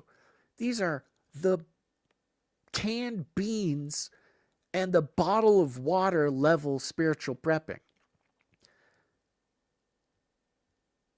And at this point, that's all there is to do. So highly encourage everybody to get very, very serious about that. We're down to days, folks. We're counting days. Sure, we're also counting months, but we're counting days. As far as preparing goes, every day matters, which means every prayer matters, which means every time you can align your actions with God's will matters. And every day you do those things will make a huge difference when the time comes. So let's do that, shall we? Shall we? Let's go ahead and do that. And part of that, thank God, is producing the show, participating in the value for value model. You'll never get a show like this that has to sell advertisements. I'll tell you what, I'm watching left and right shows that are dependent on advertisements. They got nothing but trouble, and they're having to put themselves through nothing but anguish to keep that system going. And that's why producers of this show are very special. Most important people in the world, if you ask me. So thank you to everybody who produced the show with your with everything, your time, your talent, or your treasure, whatever it is, whatever it means to you. Go to canarycry.support for all of that. Thank you to the producers who help us out with their time, like the clippies, clipping all the videos. Wow. Of course, thank you to the timestampers for timestamping all the back-end stuff. Truly important work. It's probably either Morgany or Jade Bouncerson. Thank you very much. Thank you to Jam for taking care of the Telegram channel. Thank you to Adam42 for doing the Discord. If you want to join the Telegram or the Discord channel, get on over there. Get on over there to canarycry.party. Canarycry.party. You'll see the buttons for that. Thank you to Joe for all the feedback. Thank you to Clank for everything you do, Clank. Remember, supply droppers, your first missive from the Russian handler was played at the top of the show. So you're going to have to go back and listen to that. Let's see. Oh, and meetups. Go to Canary Cry Meetups. It's very important. I feel like there is one thing that's very important for me to plug at the end. Not really remembering, so I'm going to go ahead and say, you know what to do. Join the Canary Cry text message alert system. Very important. Very easy thing to do. Take out your phone. Just text the word Canary to 877-740-3226. Get on the list. You'll start getting a notification when we go live. Man, hundreds and hundreds of people on that list. It's very fun. And keep an ear out for people with your code, your area code. Because it's about time we start getting together. One apocalypse or another. There's no way to avoid it. What are you going to do? Send me a text. Say hi. I read them all. It's a good time. And other than that, share the show. Share it with friends. Share it with your family. Share it with the inner concentric circles of the receivers of your affection. You know, human beings. Your friends, your family, your town, your countrymen. You can share it with aliens and rocks and trees if you want. We might have some sort of left-leaning weirdos who appear on various spots on the heat map there. So whether it's your friends, your extended family, your closest friends, all of your friends, including distant ones, all of your acquaintances, all the people you have ever met, all the people in your country, all the people on your continent, all the people on all continents, all mammals, all amphibians, reptiles, mammals, fish, and birds, all animals on Earth, including paramecia and amoeba, all animals in the universe, including alien life forms, all living things in the universe, including plants and trees, all natural things in the universe, inert entities such as rocks, or all things in existence. Tell them all about the show. Let all things cry out for the glory of God. That's how it is. And thanks for listening to this episode of Canary Cry Newstalk. I don't have all the jingles. Could try to hack Gonza's computer from here. Beep, boop, boop, boop. What do I got? What do I got here? Oh, we got Feeding the Ducks. That's what we're doing. Sorry if you're new. If you're new to the show, it usually is much better ending than this. This is a little bit more for the old-timer Canarians. Also a good reminder to tune in to Thursday's show, the Canary Cry Clubhouse. It's a call-in show. Don't worry, we don't talk about the news in that show. Share the show. Thanks for tuning in to this episode of Canary Cry Newstalk. Make sure to tune in again. But until then, think outside the cage.